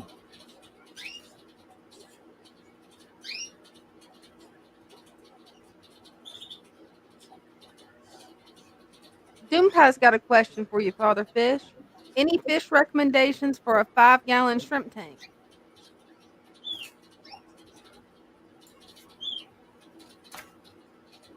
Gee, I've never kept shrimp tanks.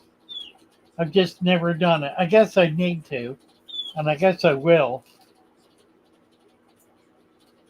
Um, no, I don't. Do a little research. There are some really high quality shrimp keepers on YouTube. I would get into it with them. There's a lot in the shoal too. Yeah, there are a lot of shrimp in the shoal, right?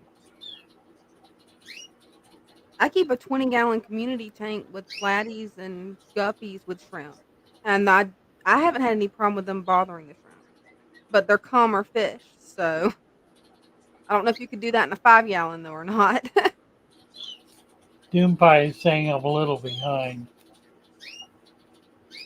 I'm probably a lot behind. What timestamp you at? Oh, and right now I'm looking at 7:19.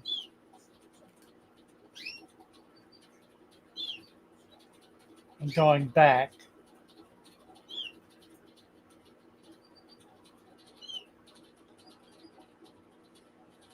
Rada K. Ugo wants to build a Father Fish temple. Wouldn't that be curious? Must be a Buddhist.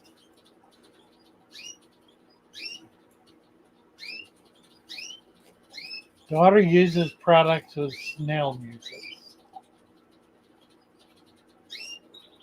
All right, now I can go forward. I got back to the snail thing.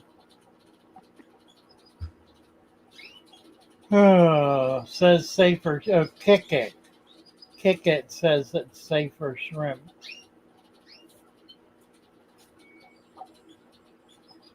Rods is Sharp International. Father Fish. I have a 55-gallon, about an inch of soil, 2 inches of sand, but it's not level. Didn't know it had to be level. Well, you're far enough down the road. it's not likely a problem anymore.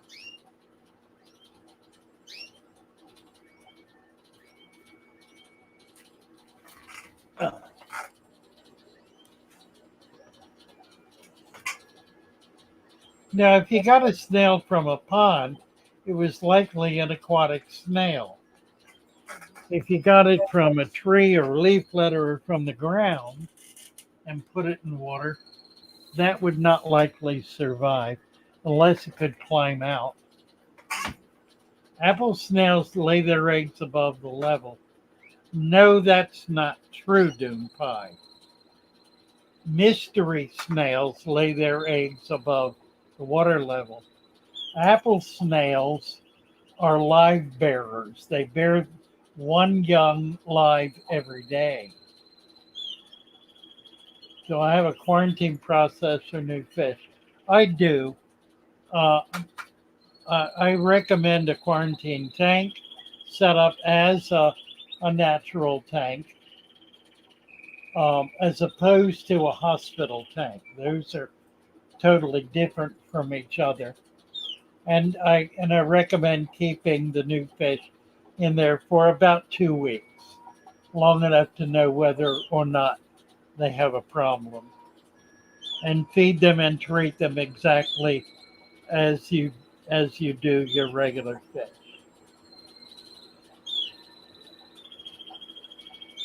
All right, enough of this. We're putting blood in for anti-aging now. Blood baths, a bloodbath. New meaning for the term bloodbath, I guess. Right? Maybe that's where it originated from, that term, because that, wow. Deacon and Deacon's on about. We're going to have to put the kibosh on that. Uh, Who knew there was such weird beauty treatments? That's just. Hey, Deacon's got a question for you, Father Fish. Why are sure. nearite snails so easy to accidentally kill? What kind? Nearite? Well, that's curious because that's not been my experience. Same here. Now, the nearite is a brackish water snail, so it normally is found in brackish water. But I have not noticed that putting it in fresh water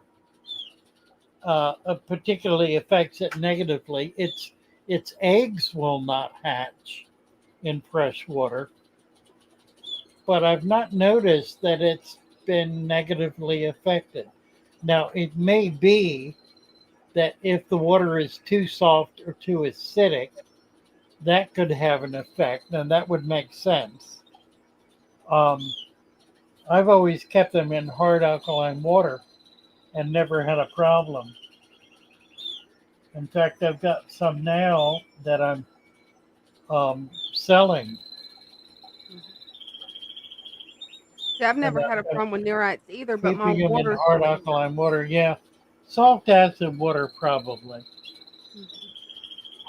Morningstar hears birds. Yeah, I have canaries here, and they're sounding off.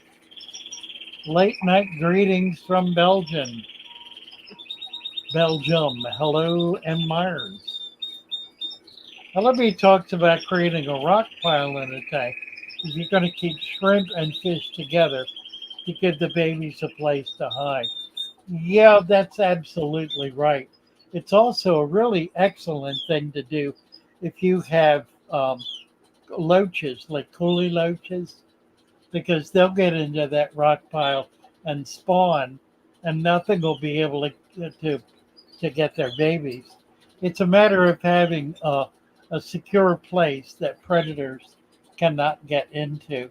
So rock piles are particularly unique idea for maintaining populations of animals, and shrimp would take advantage of that because they're crawling on surfaces, eating eating bacteria and algae and other scum that grows on them. So it would be a natural environment for them as well. What kind of sand do I use? I use any sand at all. Clay sand dissolves. It's not dissolving. The clay sand you're getting has clay in it. It's not dissolving. It's simply it's got too much clay in it. The better quality sand is either beach sand, or if you can't get that, dune sand or desert sand or pool filter sand, uh, or the it's not sand at all, but the crushed slag that is sold at Tractor Supply as blasting sand. You want to get the coarse, although I've used the powder and it's perfectly effective. Foxmaster, Foxmaster, where'd it go? I have Barbados Everetti, at least 12 years old. Seems to be the only one with this fish. Anyone know though? Let me look it up. I'm not familiar with the name.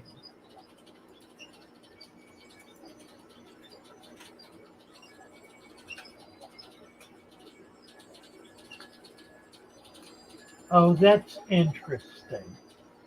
What'd you find? Well, let me get back to it here.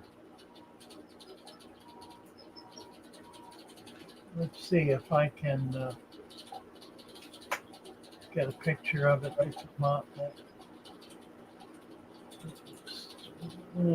Clown barb. Here we go. Let's see if I can pull that up.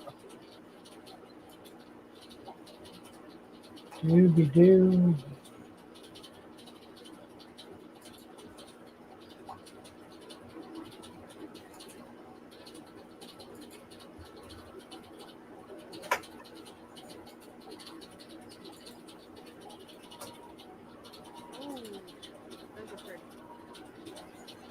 They have just come back into the hobby. They've been gone for a long time. It's I've the, never seen the them. one on the top row. I picked up a bunch of them. Can't remember what they call them, keyhole or something. Can't remember what. Funny name, tiger maybe, tiger barb. Um, yeah, they're really a very pretty fish. I had some in here. They did not do well. They didn't last real long, and I don't know why. This is kind of a rarefied tank anymore.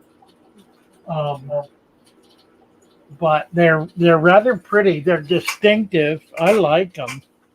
Neat looking fish. Yeah, those markings. I love the markings. There it is. They do remind me of a tiger pattern. That I think that's the reason I love them, because I love tigers. Right.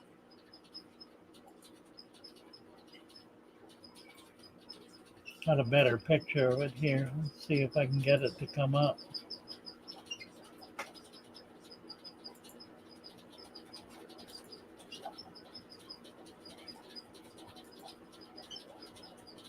I wonder why they got where they were rare in the hobby. I'm glad they're bringing them back. But Nobody was breeding them. wow, those are cute little guys. I hope they're little. Yeah, they don't get big. An inch and a half, maybe. It's a barb. Pretty. Yeah, they are. That's a pretty fish. 12 years old. Wow. You should be able to find them again. I've seen them recently. I know the wholesalers are bringing them in. Apparently, somebody's breeding them again, probably in Thailand. Hey, I'm glad they're breeding them again, because that's a beautiful fish. What plants can best withstand the salinity of aquarium salt? Really good question. Mhm. Many of the plants that we have in the hobby are plants that are found in brackish water. The swords, for example, Vallisneria. Not many of the stem plants, although some are, but the rooted plants, crypt, I would say, survives in brackish water. Cryptic crane. The bulb plants will not. Ferns, probably not. Anubias probably will, but I don't know about that. But I know swords and val and sag will, a corkscrew, all of those will survive in water with a little salt in it. Now, they won't live in salt water. They will live in a light brackish content, upwards of 1.1, not 1.2. 1.1 would be about the highest. What do you do to reset your quarantine tank if something sick ends up in there? I let it sit for upwards of a month. Generally, in a week, whatever is in there will have died off without a host. Egg is a good example of that. Egg will die in 4 days without a host, so it doesn't sit around waiting forever for a host. That's not the way it gets transmitted. And generally speaking, any other parasite or bacteria or disease-causing critter is going to die off without a host. So just deny it a host for a few weeks and it'll be fine. You can always do a water change, but that doesn't really accomplish anything. If you're really paranoid about it, just break the tank down and start over again. I have a fruit fly farm for my fish. Yeah, the wingless fruit fly that's a really excellent food for fish. Pretty easy to keep. You can keep them going pretty much indefinitely. And it's a really good food for small fish.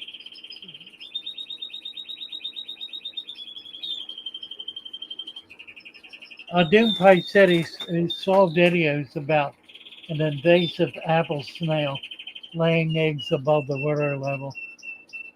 Yeah, I know this comes up routinely. The only apple snail that I'm familiar with is a live bearer.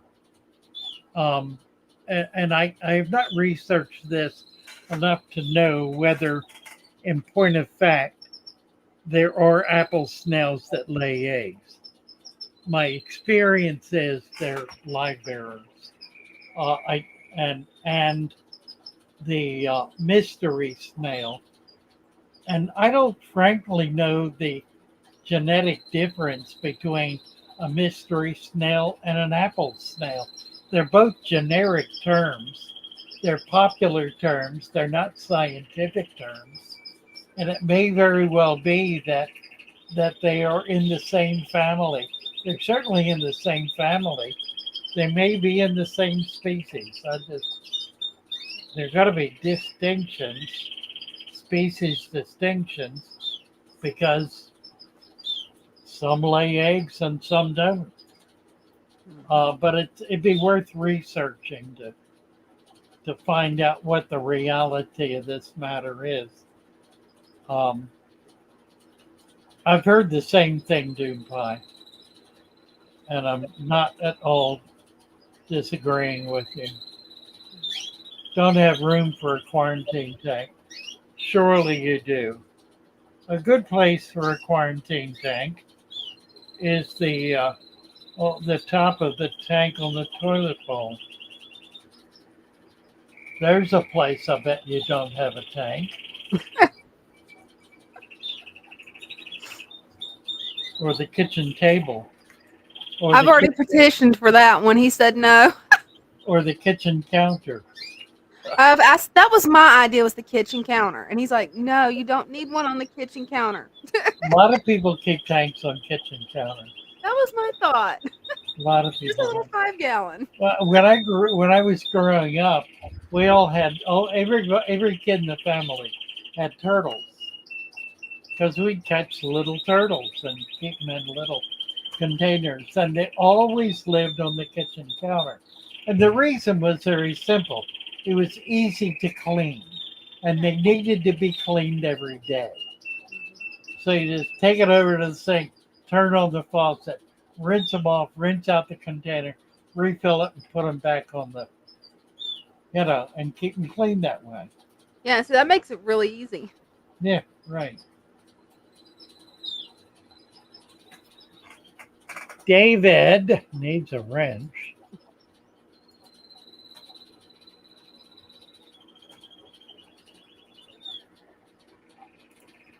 Then we're going to find out what David's talking about. I'm in the same situation, got to risk adding fish in my tank only because no other fish are in there. Oh, well, if it's okay, if it's been sitting vacant for a couple of weeks, it's not going to be a problem. Are eggshells better for fresh water? Eggshells provide calcium, which fish, snails, plants, everything needs calcium. So they're a good thing to put in fresh or salt water for that matter. You put them in salt water as well. I got some coral for calcium. Will it hurt the better to share the tank with? No, it probably won't. It'll make the water harder. The betta should not have a problem with that. Foxmaster is from Belgium. Foxy's Fishes is here. Hello, Foxy's. Lots of still questions. Yeah, you need to be chiming in all this. Foxy is the expert in snails. Hmm. It's been a lot of snail conversation. Tell us about the difference, Foxy, that we're just going through about mystery snails and apple snails, and how some snails lay eggs and some bear their young live. Are they what is the deal? And are the terms apple and mystery anything more than popular terminology? And it'd be interesting to know too, what is up with these apple snails that you keep hearing about that come out of water to lay eggs? Because I haven't heard of those except on the live stream. So I'm really Yeah, curious. and I tell you, Foxy, if you want to come up and talk about it, I'd be delighted to have you to Yeah. invite you to come up and chat about this. If you would like to do that, just say yes. And I don't know if I post a link to her as a DM. I think I can. Channel, go to channel, pin message, report room, user. I use or remove it. I don't know that I can. I know there's a way to do it. I just don't know how. Is she on Discord? I don't know. She has been. I'll tell you what, I'm going to post the link That'll work. and I will invite her up if she wants to come. It's not an open invitation.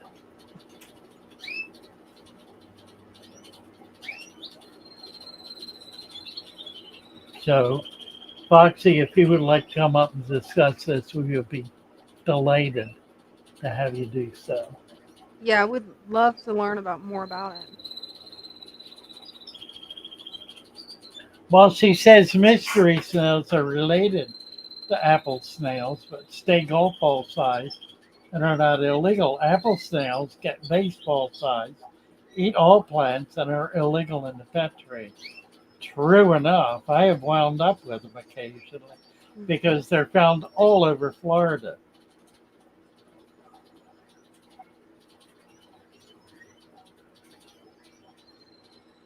See, what's funny is the only time I've seen an apple snail, which did not stay in the pet store long, was in a pet store. I've never seen one in the wild in my area. Yeah, they get big. Yeah, the one I saw was like this big. I wanted it so bad. So I found Yeah, out it ate the dogberry. plant. Shrimp and snails can get calcium directly from eggshells. Mhm. Snails, particularly, but both of them. Yeah, they will chew on. I think she just came up. Oh, awesome. Uh, Hi there. On. I think Hey. she just came up. Oh, awesome. That's not Foxy. That's No. somebody else. That was an invitation to Foxy. That was Mhm. not an open invitation. I've got the grandbaby. I can't come up tonight, but we can plan a talk. That Mhm. would be great fun. Yeah. If you're available Wednesday night, that'd be a perfect time.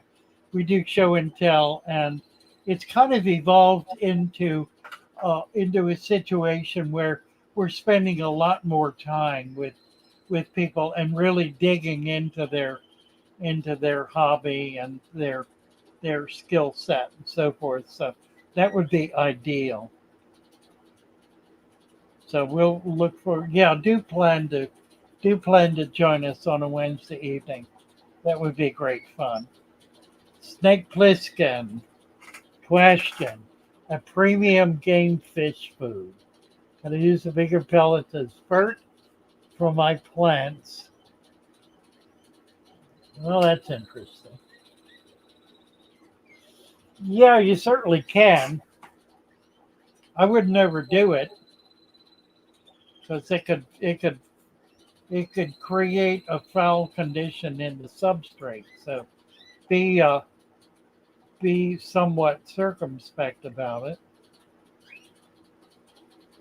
But it's an interesting idea.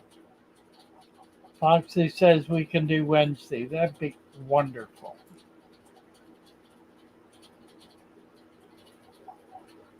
You coming for the barbecue August 3rd, Holly? They're having a barbecue. Hey, that's fun. Nice. Zepkill says my Texas natives tank is ready to show off.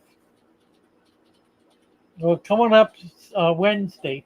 Wednesday evening is show and tell. That's when everybody is invited to come up and show off what you're doing, Mhm. what you're doing.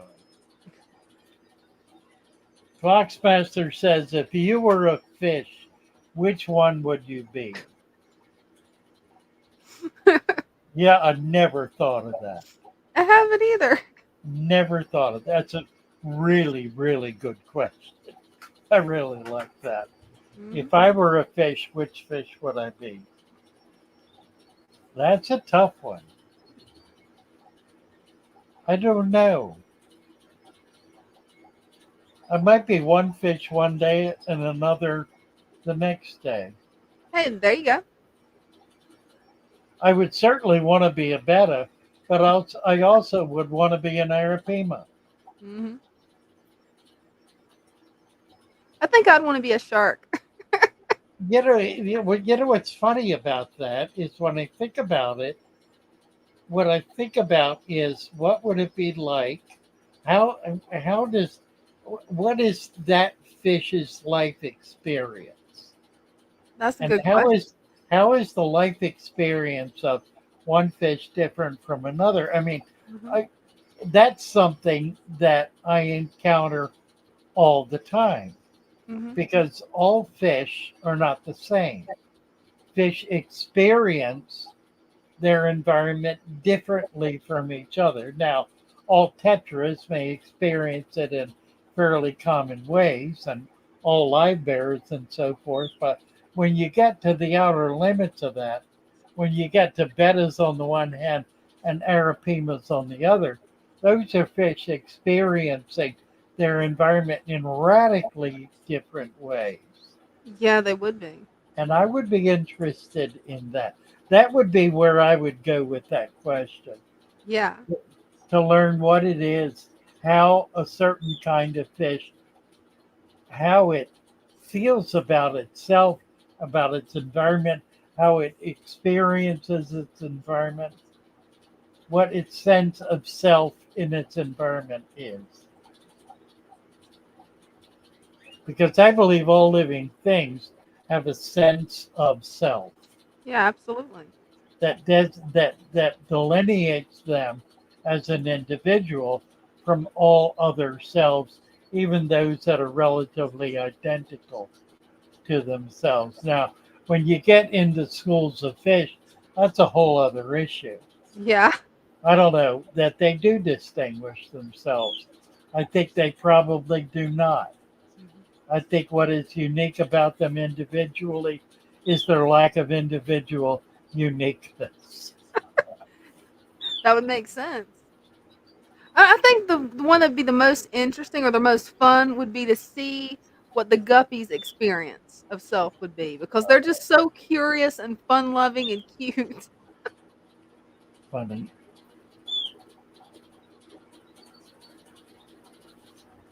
Snake Plissken says fish are very intelligent. All living animals are very intelligent. I don't eat animals. Foxy says, "Oh, I guess Holly can't make it to the barbecue. Oh well." Party snails. There you go. Cuddle puddle rams. An axolotl. That would be a boring life, I think. I've Yeah. got some axolotls. In fact, I got them from Foxy, and they're doing quite well. We now have them in a new tank.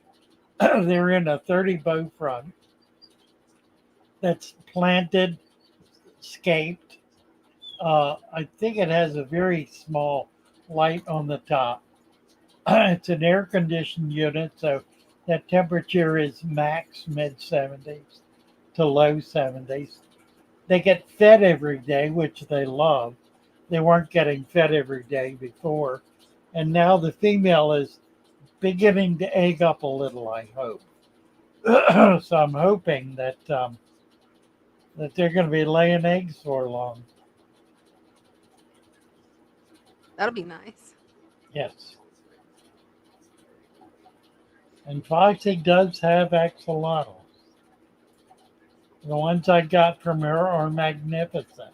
We'll have to show them sometime soon. I Yeah, I'd got love them. They brought them um, to the show in Philadelphia last year.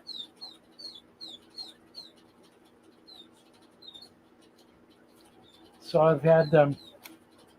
I don't know how long was that in the fall. I think it was earlier. Seems to have had them longer than a year.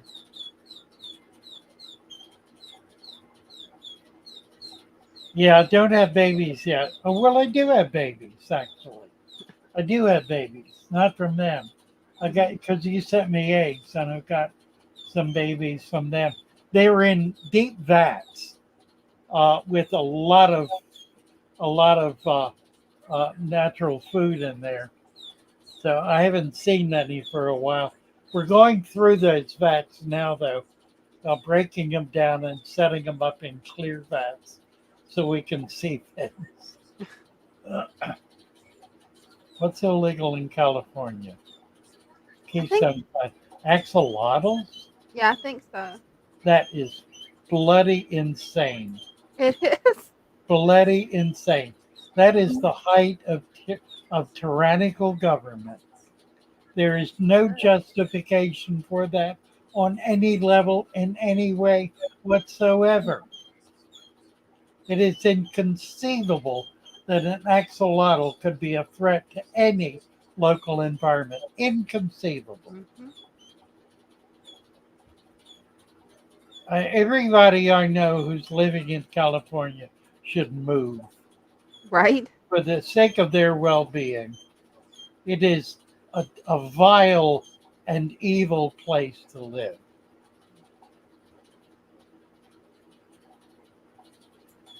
They're legal in Illinois. Yes, they're legal everywhere, as far as I know.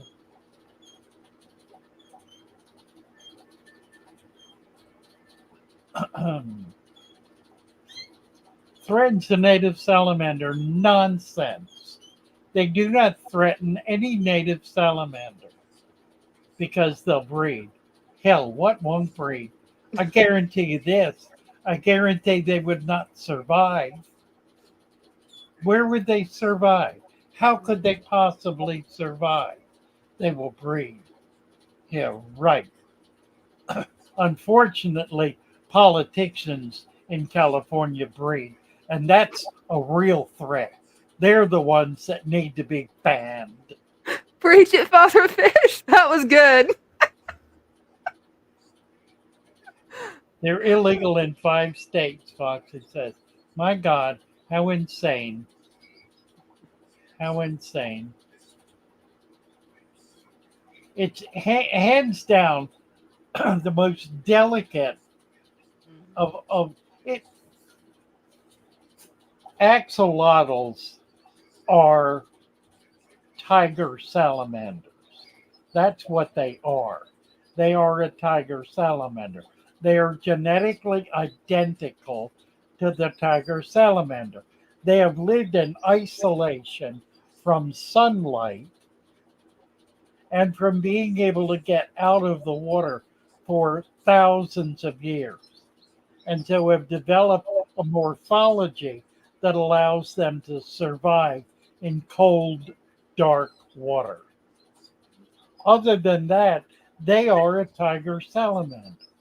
Now, is the tiger salamander similarly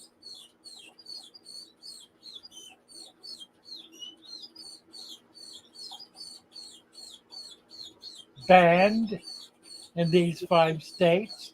I wonder about that. Mhm. I would not doubt that they are not. In fact, may even be native to those states.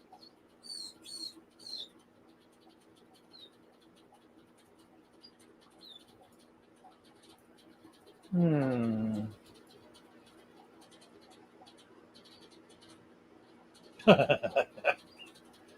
Jenny says, I'm staying here. I refuse to give up to these politicians. This is a beautiful place. And that's the hell of it. It really is a remarkable place, utterly so, that has been taken over by tyrants and criminals. The criminal class, that's the issue. The issue is very simple. We need to we need to ban and imprison the criminal class. I was reading a piece just the other day about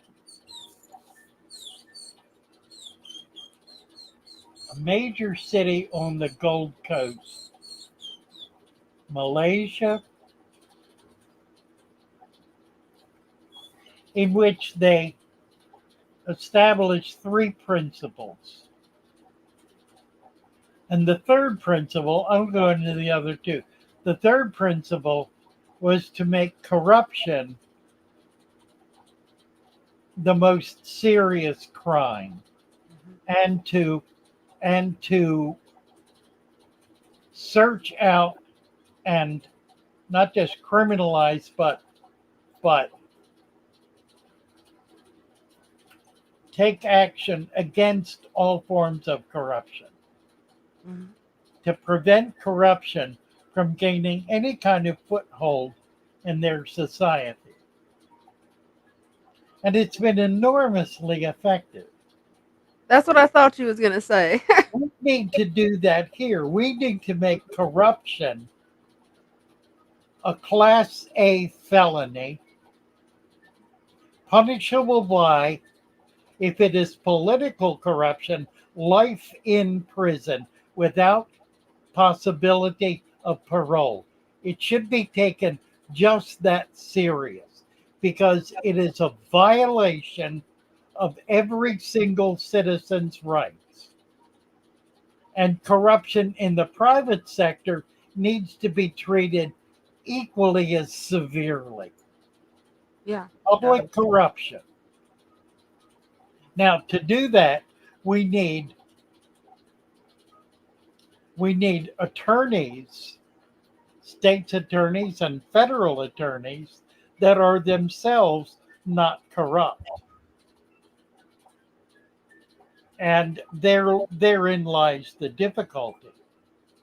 Mhm. We have become a culture, a society, utterly and thoroughly corrupted on every level and every aspect of our corporate being. Yeah, we have. And that's what's wrong. That's what's wrong with this country. It is Mhm. morally and ethically corrupt and accepts that corruption as the norm. Yeah.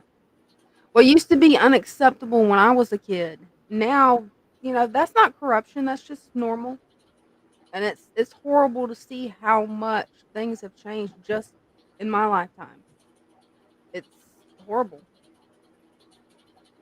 Uh, Zohari is saying if I use sand, they tend to easily get dug by the fish. Some gravel, small gravel, seems better for my snakehead behavior. That's interesting. Snakeheads are not really a digger. Um, but yeah, I found that using like river pebble on top of sand will prevent a lot of that kind of activity. A snakehead and other similar fish, they're not really diggers so much as they're not burrowers, in other words. They're not trying to dig. They're looking for food on the surface of the substrate.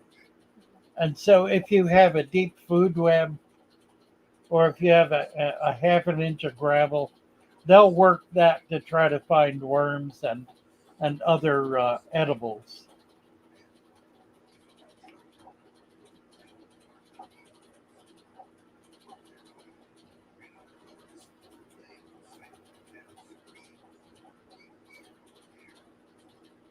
Politicians from the beginning been corrupt. Yeah, afraid you're right about that. Trying to ban fishing in the Netherlands, a fishing country. The level of insanity. Banning farming in Idaho. Right? Banning farming in Idaho. I mean, that is an act of tyrannical insanity that exceeds the ability of any thinking human being to come to grips with it. Yeah, it does. It is so fundamentally malicious, just flat out malicious, that it has no place in civil society. I mean, if there's a problem with the aquifer, with fertilizers, with whatever, Mhm. find ways to naturally farm. It's Mhm. not like the technology does not exist. It Yeah. certainly does, and it is commonly available. Mhm. You don't shut the farms down because there are there are problems with the environment. You fix the Right? fix the bloody environment. Yeah. Fix the practices. And what are they gonna think's gonna happen if they did shut the farms down? That's just gonna cause famine. I mean, I don't think people realize that farming is where the food comes from. I That's don't you know think they get it. the problem is that many of these new world order politicians Mhm. are actively seeking to achieve famine and substantial reduction of the human population. They are utterly demonic, Right? utterly demonic. Got a goldfish at the fair when I was little. They lasted a couple of years. I don't know how. I know. We can't do it today, can we? Funny stuff that makes you wonder about all these fancy new technologies we have and how come they're not working. Right? How come that is? But the snail darter. Skies blue, not clear. Fan water next. Right, fan water. What are we doing time wise? Wow. We are over. We're 10 minutes over. Yeah, we are. We have burned our bridges here. They want the water for lithium cobalt mines. There you go. Banning farming for lithium cobalt mines. Amen to that. All right, my dears. It is a joy to be with you. How many do we have here? 82. Yeah, we're in the 80s now, pretty routinely. We usually have 1,000 people in and out. At any one point in time, it's 80 to 100. Wonderful to be with you. Love you all. Join us on Wednesday. We'll be back on Wednesday. Let's see if I can get see if I can get my song up. I don't know if it's still. I don't think it is. I'm gonna have to find it again. Yeah, I found it. I found it. I want to get back to it. Let's see. Now I need to do one more thing to make this happen. And that is to find it in the list. And there it is. And there it is. Hey, awesome. And there it is. As they swim about their home, I love my little fishies. As they swim about their home, when the sunlight shines upon them and their colors begin to go high, and drawn into a world where my heart longs to go, I imagine scenes of beauty. I feel the warmth of love. I love my little fishes as they swim about their home. I have traveled the world over, but never found the peace that comes from watching my fishies as they swim about their home. My heart is happy and I am content to sit and watch them swim. I will not be alone while these fishies are in my home.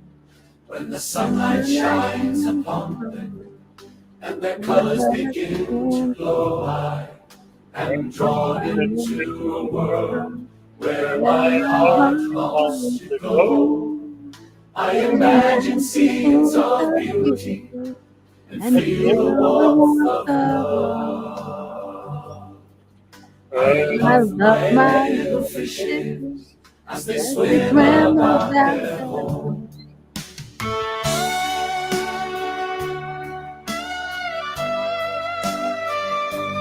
That's all. Love you all. Love you guys. Bye for now. Bye. Good night.